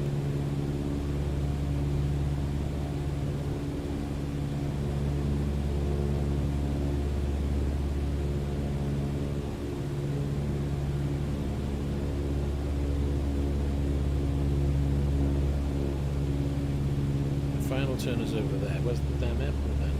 Lost it now. Is that it? It's there anyway. See, it's done it again. Why is it putting final turn there?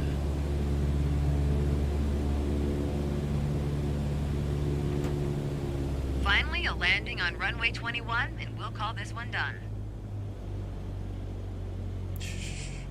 See, now I feel like I'm way too high.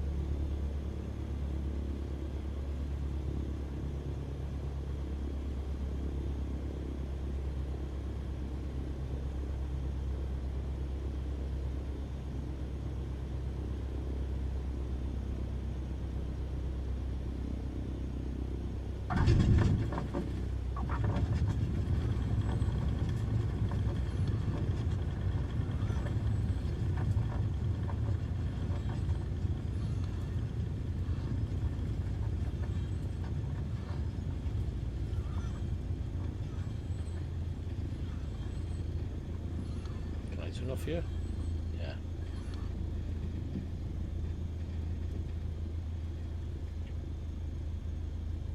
She hasn't moaned yet.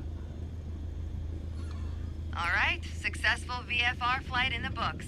Not bad. Not bad at all. Thank God for that. That actually went a hell of a lot better. Way better, that one.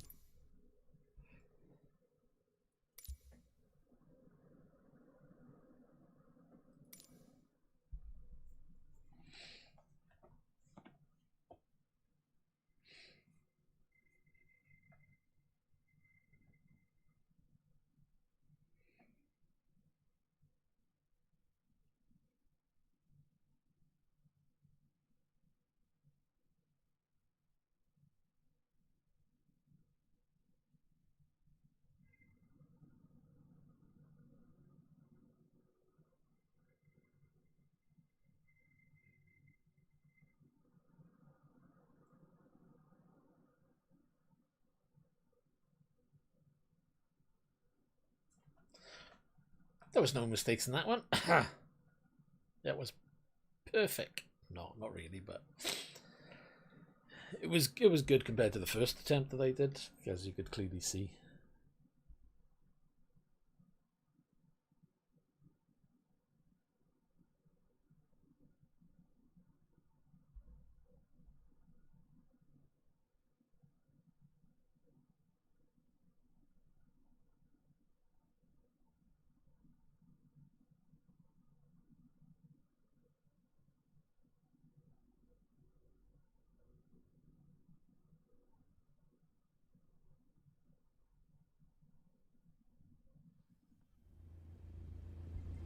Right, what are we supposed to do?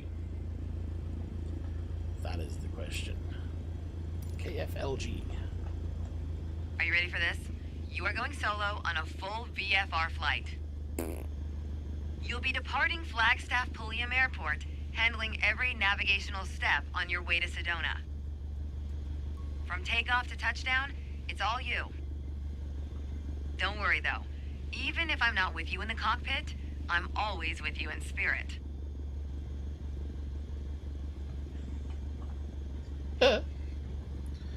Yeah, right.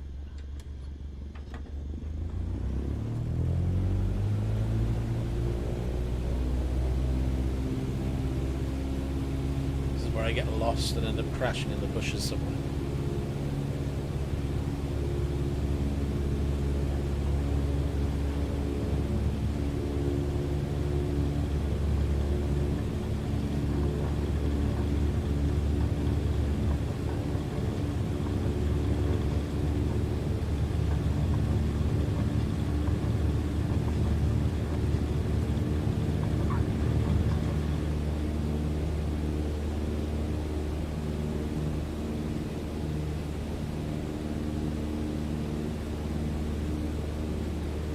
Taken off already at over 7,000 maintenance and altitude, so I'm guessing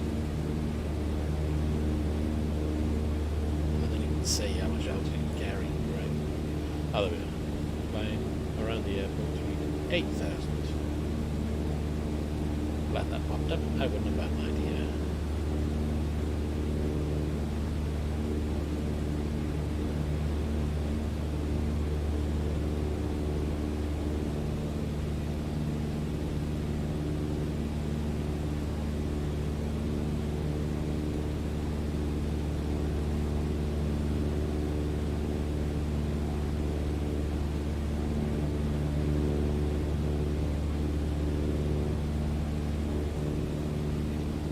Oh, absolutely, there's going to be loads where it's going to be really bad to try.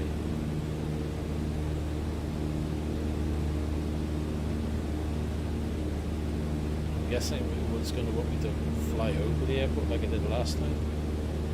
We're still going to try and increase our rate of flying to 8,000. Again, come on.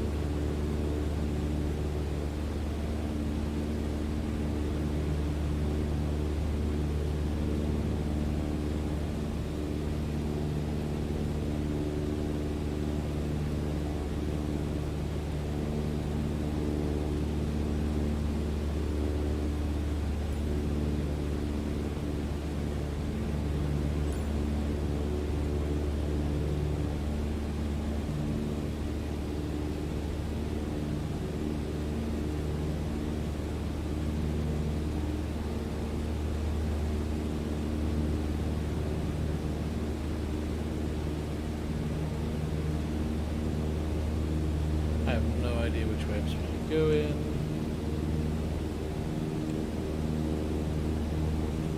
Too busy trying to get my nose level at the moment.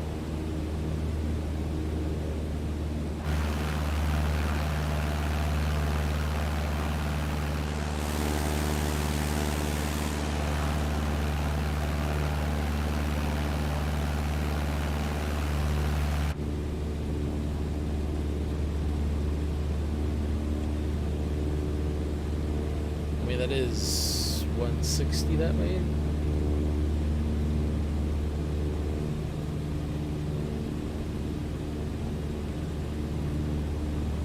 Well, yeah, but there's a map, but it doesn't show you anything. I mean, how the hell am I supposed to tell from that?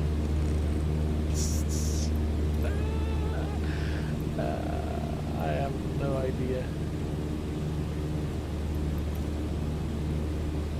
Munns Park Golf Club, because we're flying from a different airport this time, and there's no marker outside. I mean, I would suggest. Oh, I think we're travelling back from the airport we're landing at. Because look, that's the same. It would be in this rough direction because we travelled up past this valley. So it would be over in this direction.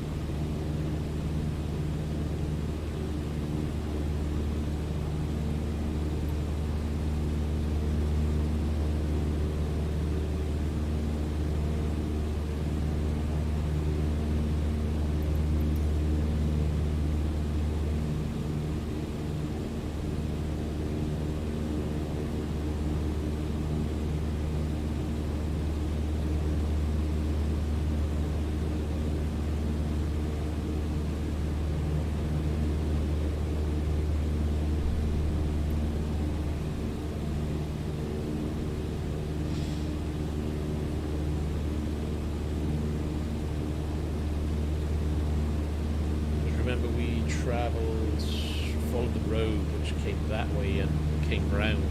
Probably need to be a bit more over to the right.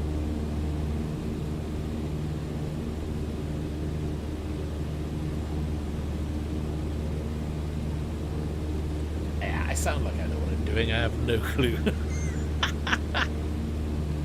It's like, what? I could have just found that highway and just followed that back. Because following the highway takes you back to Munns Park, doesn't it? I think we're going in the right direction. Because I think we're running parallel to the highway. Let's have a look. You see the highway from where we are? Oh, look, there it is. Oh, I actually start to feel like I know what I'm talking about.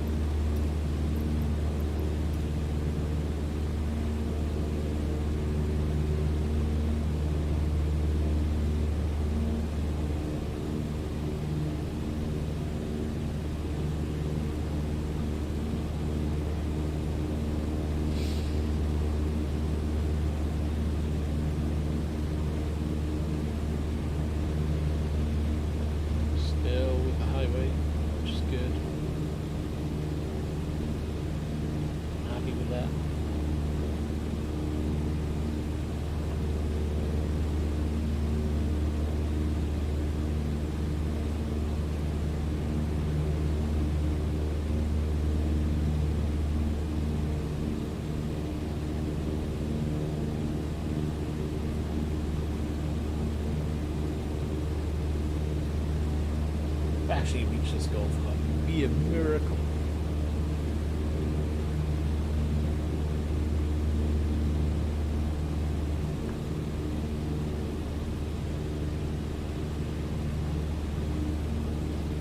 I don't want to reset the camera.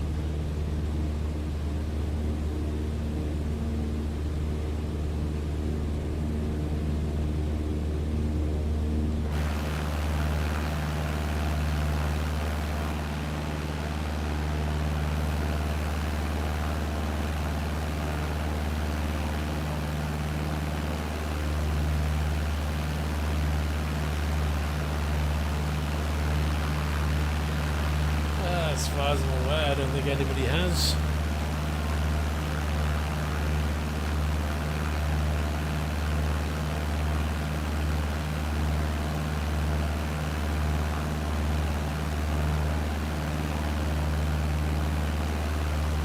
Looks like a golf course ahead. Green Connect. Got one sample.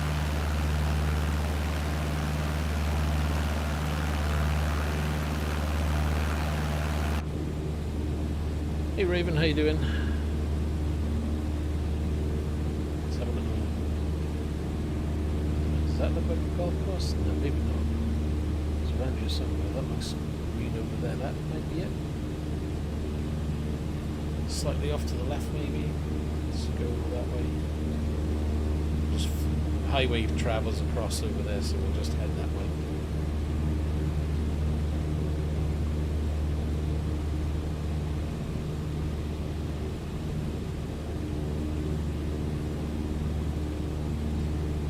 It is available on console, but I'm playing on PC.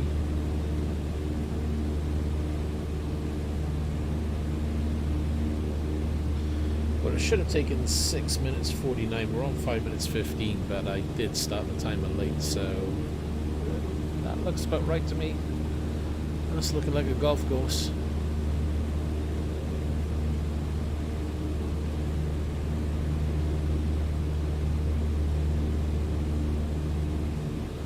I think it starts from about 55 upwards to a max of about 110.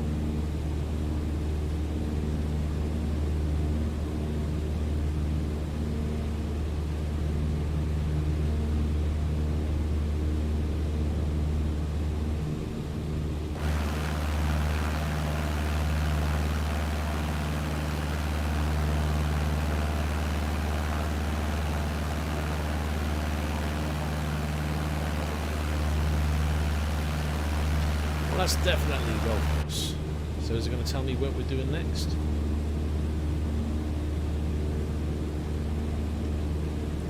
Well, I'm guessing we're heading to Sedona.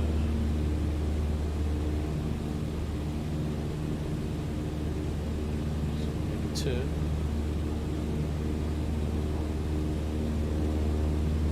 Going to be 221. I don't think it's going to tell me what we need to be doing, so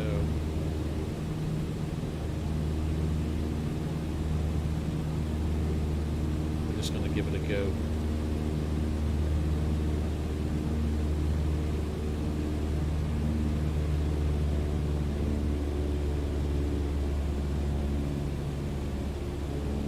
Good news is we're still at 8,000-ish.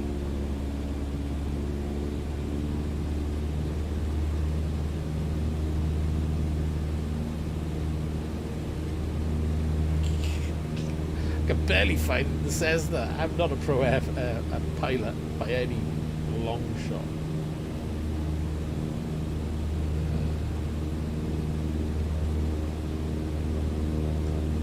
Yeah, the airport is going to be this way. I think we travel a little bit too far forward on the last run, or leg, whatever you want to call it, so we'll just cut in a little bit. Oh, this is way better than X-Plane. You know, if you've got a basic X-Plane with no add-ons, no extras, and what have you, then this just wipes the floor with X-Plane in my eyes. You know, you get a lot more happening, a lot more going on. Just going to slow down there. You know, the scenery detail you get out of the box is way better. But if you're well into X-Plane and you've got it, you know, fully downloaded Orbex files and God knows what, then, you know, it'll compare. But again, maybe the lighting system, maybe the handling system, you know, I'm no pro when it comes to that side of it. I would suspect for most people, though, this will be the benchmark to have. Hard to hear me, probably because I'm not sitting in front of the mic, so I do apologise, and I'll turn the volume down of the game a little bit, because I'm on a different system, so I haven't really set up and balanced the mics yet.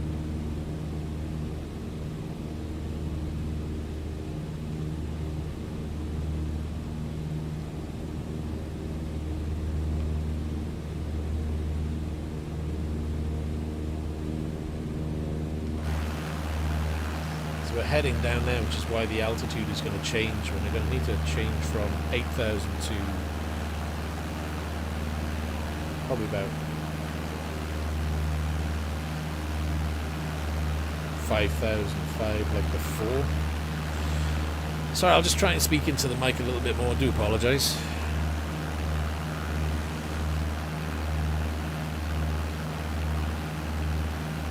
But the airport, there's the airport. You see it just there in the distance, so I need to start bringing it down. Because we'll be heading straight in by the looks of it.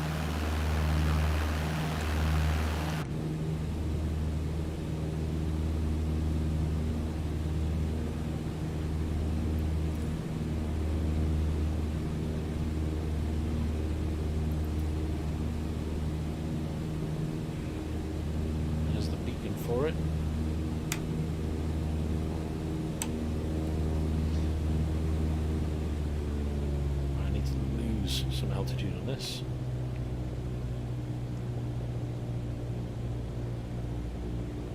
Because we are quite high up.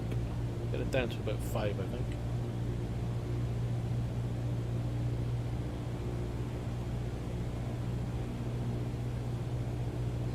What do you mean an upgrade, Raven?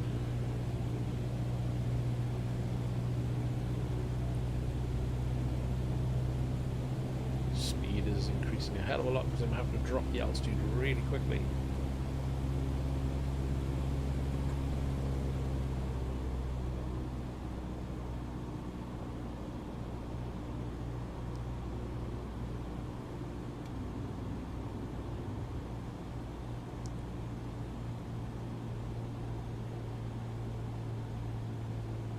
Restart the sub.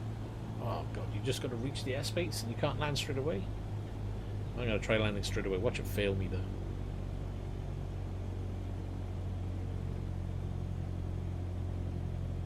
I'm a little bit quick.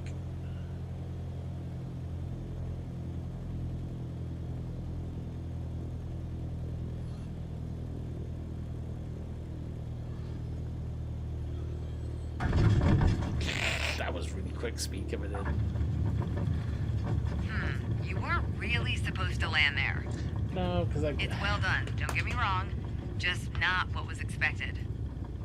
At this point, I think it's probably best if we start the lesson over. Yeah, well, that figures. Do you have to upgrade different planes, or can you fly whatever you want? You can fly whatever you want if you want. It's open.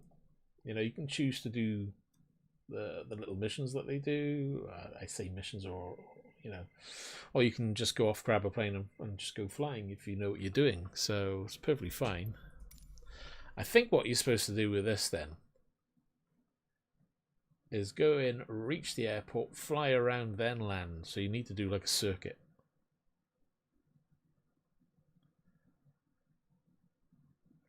Yeah, I'm just trying to understand, Jasper, as to whether you're just allowed to fly straight in and land, or do they expect you to do a circuit of the airport? Because it does say fly, approach the airport. It doesn't say actually land. So I wonder that if that's what they want you to do.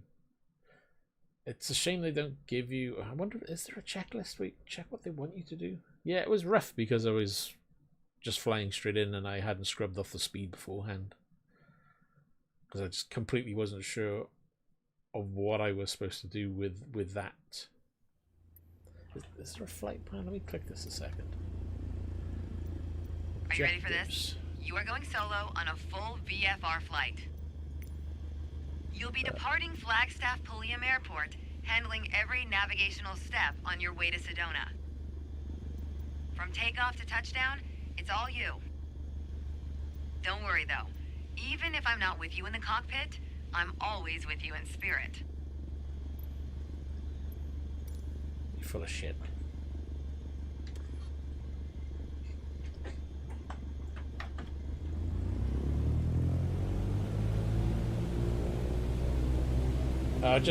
There are no crashes with this. You crash and it just goes to a little screen saying you've crashed.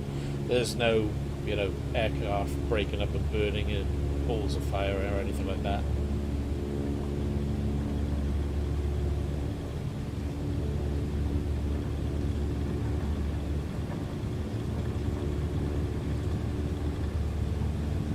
Right, so we're going to take off 163. We're going to get 8,000 altitude as well, if I remember correctly.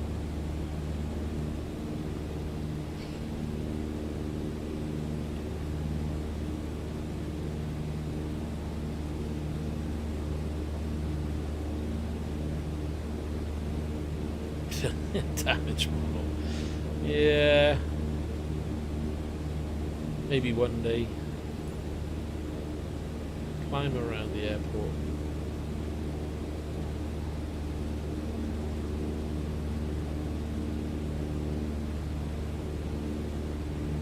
Trying to get that nose up as much as I can.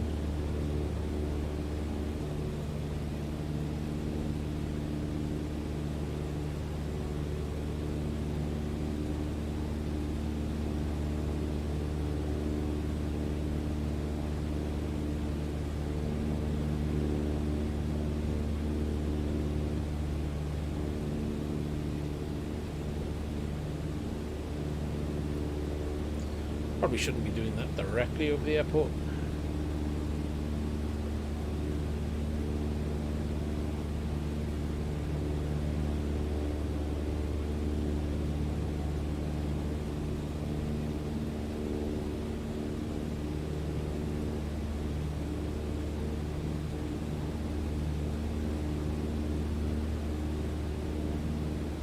There's nothing to look at when it comes to stressing the plane. It just tells you that you've overstressed the plane.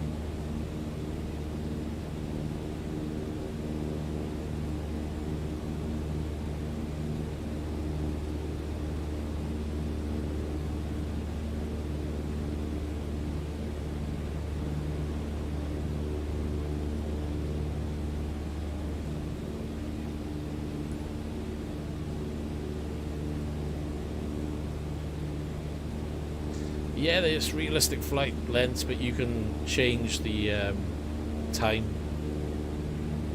From what I recall, we could do that on most flight sims anyway, because let's face it, it could be hours in the air.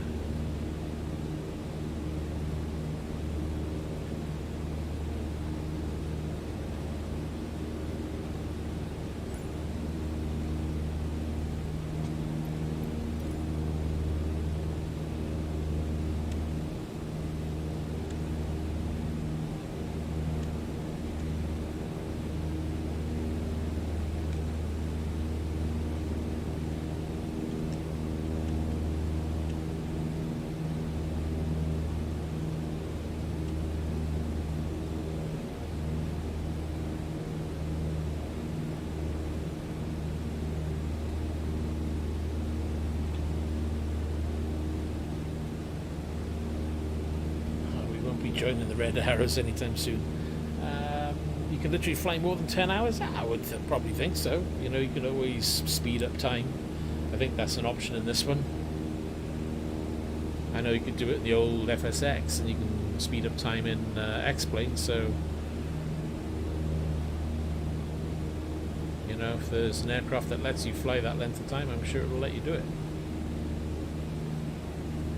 Yeah, you got to start. That's the thing with this, because you've got to get the landing right. So obviously, there's an order on what they want you to do things in, but it wasn't really that well explained. Where are we? We're flying parallel with the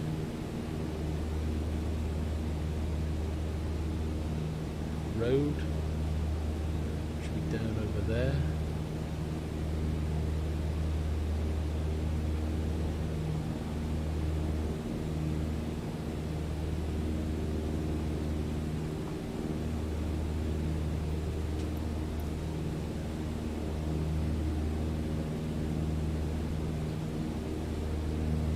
It's over there somewhere, so we'll head over there.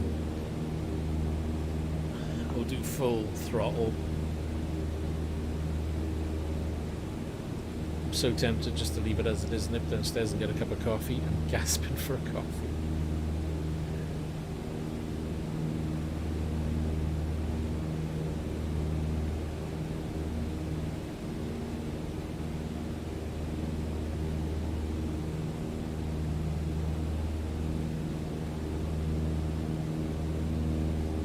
Got a pretty level peg though, so I'm quite happy with that. It's going pretty good. Not gaining, not losing. Speed is good.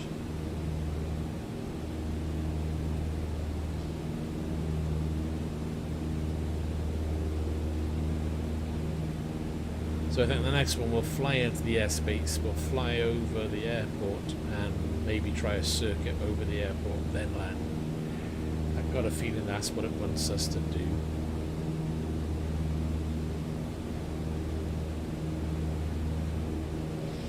We shall see.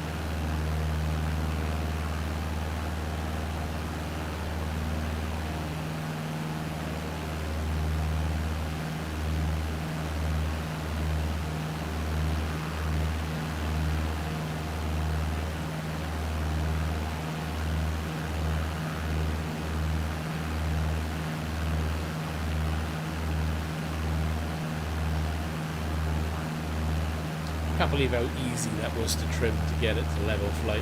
Usually it's up and down for ages before you peg it. That's good ideas. I'm getting used to it, that's the main thing.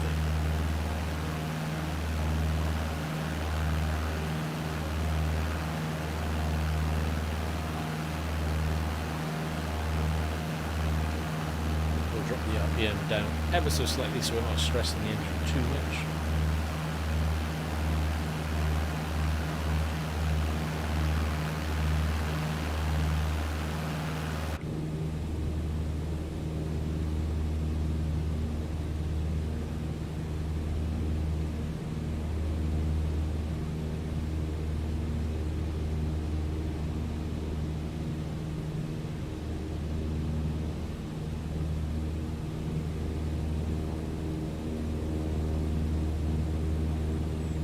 I think that is the golf club.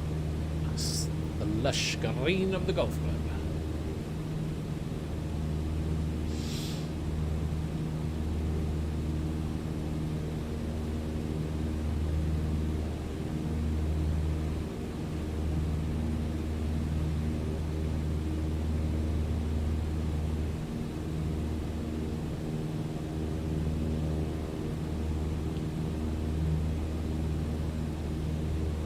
It's going to want me to do a turning of 221, was it?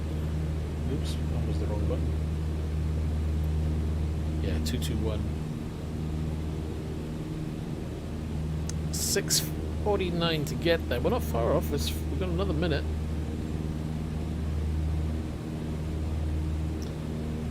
And that's definitely the golf club.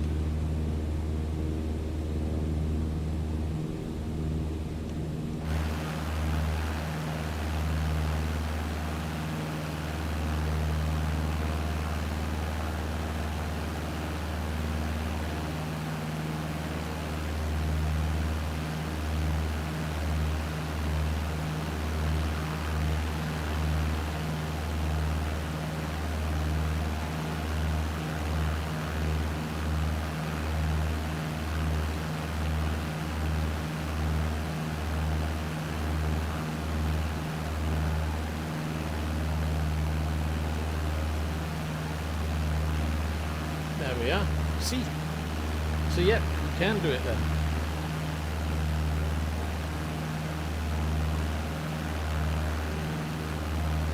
It's probably looking at using the drone cam, because I know the drone cam stops the controls, but whether it stops the flight I don't know. Because you can use the drone cam to fly around anyway.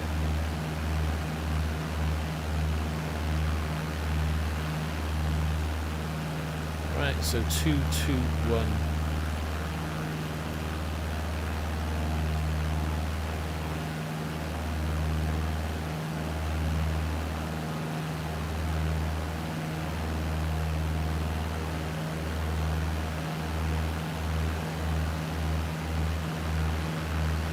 See the light from the airport from here.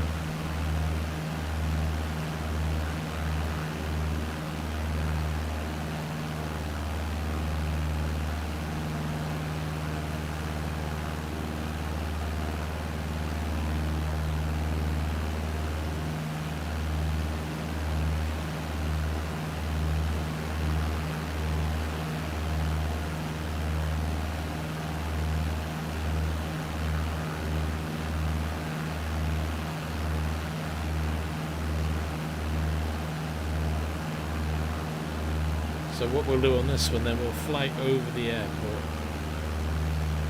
in kind of a circuit at around 8 to 6,000 feet and see if it tells us to land. Because at the moment it's just telling us to reach the airport. And I think that's what I did wrong. I didn't fly over the airport, so it didn't then say, right, land that or do whatever.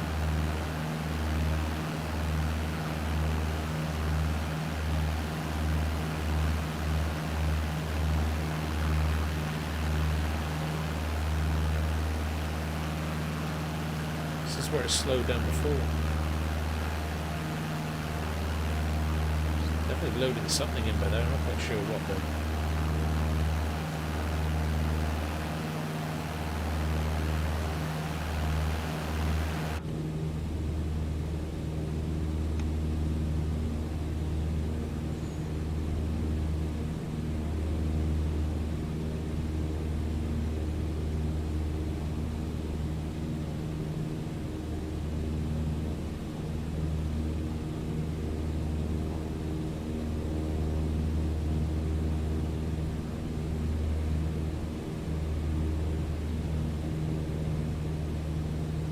Shall we have a look?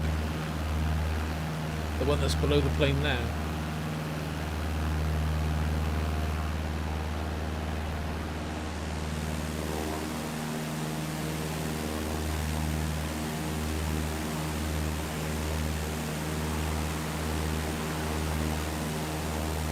Maybe it's more of a walking path.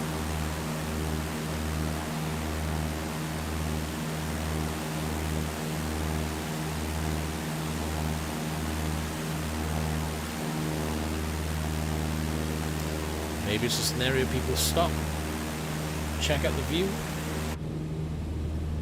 Right, hold on, what are we doing by here? We're all over the shop. Where's the airport?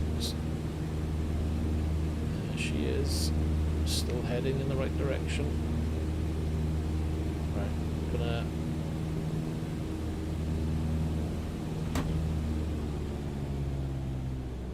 lose some altitude for a bit.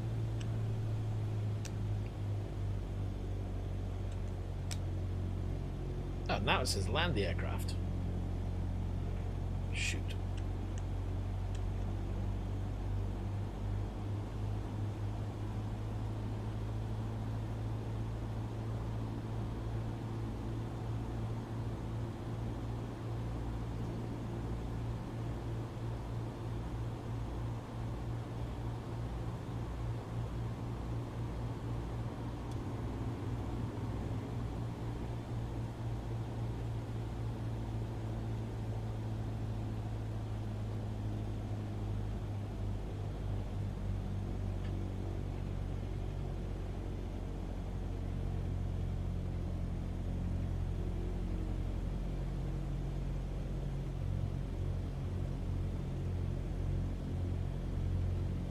Well, this might help. We've got the right messages. We're heading in the right direction. Altitude's not too bad. Speed is about where we need it. Maybe a little bit more.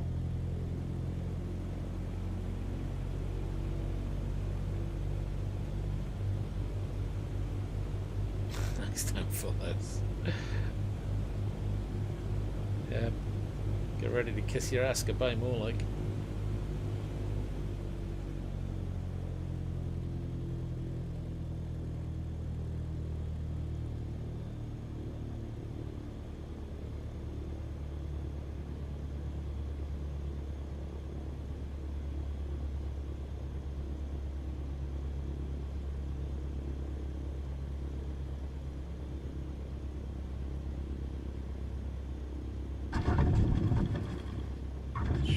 Bumped it again, didn't want to do that.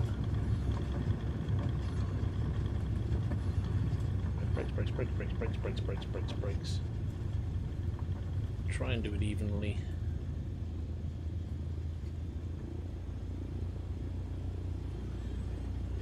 We missed that one. There's another one down the road. She hasn't moaned yet. That might be a good sign.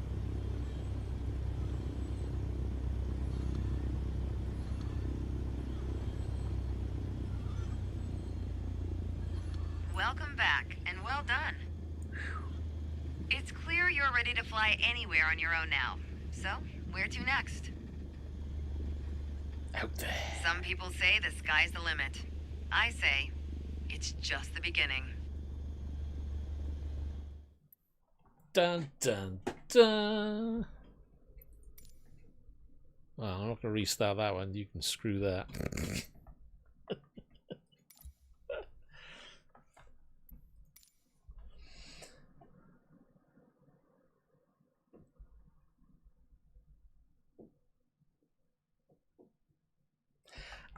I don't know. I think it was the altitude, because I flew in much higher and then came down quick onto the airport.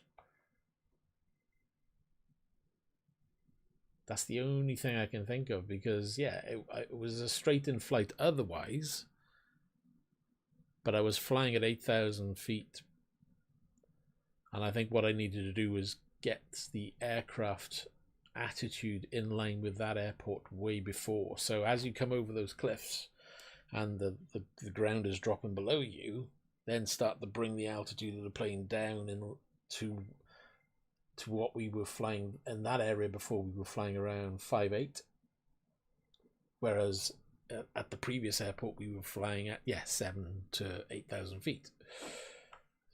That's the only difference I did, was to bring the altitude down way earlier than I did before. And therefore, because I noticed then, once I did that, it then said, right, now land the plane. Whereas before, it was telling me fly over the airport, or fly around the airport. So I'm guessing that my altitude was too high, so it wasn't registering the landing cycle. Which is really weird, but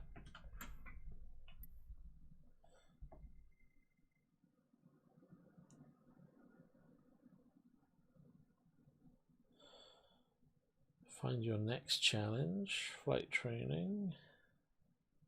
Landing challenges. That could be interesting. Let's have a look at this first.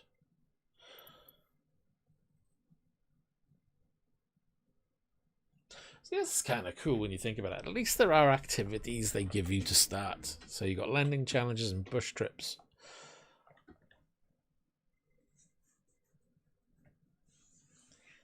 Let's have a look at the landing challenge. Can we choose the landing challenges? Oh my god, strong winds. Okay. I would be hopeless at that. Using the airliner.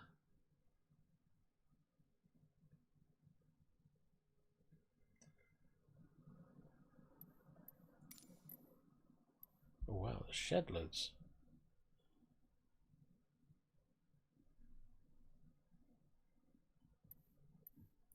So you got famous one, New York. Do they give you training tips when doing these? Let's go back and we're going to have a look at these. Epic ones. France.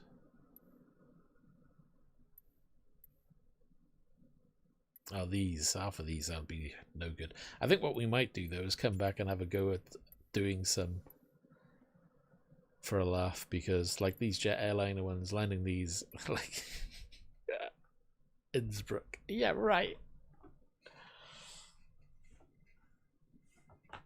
Yeah, it may be nice, but you know, half of these are aircraft I've not really flown properly, so it would just be okay. We're not going to flick any switches. We're just going to, you know, pull back on the throttle and hope for the best. You know, I don't even know about reverse thrust and how to enable that properly. I'd be landing like, right, how do I stop the thing? Right then, let's take a break.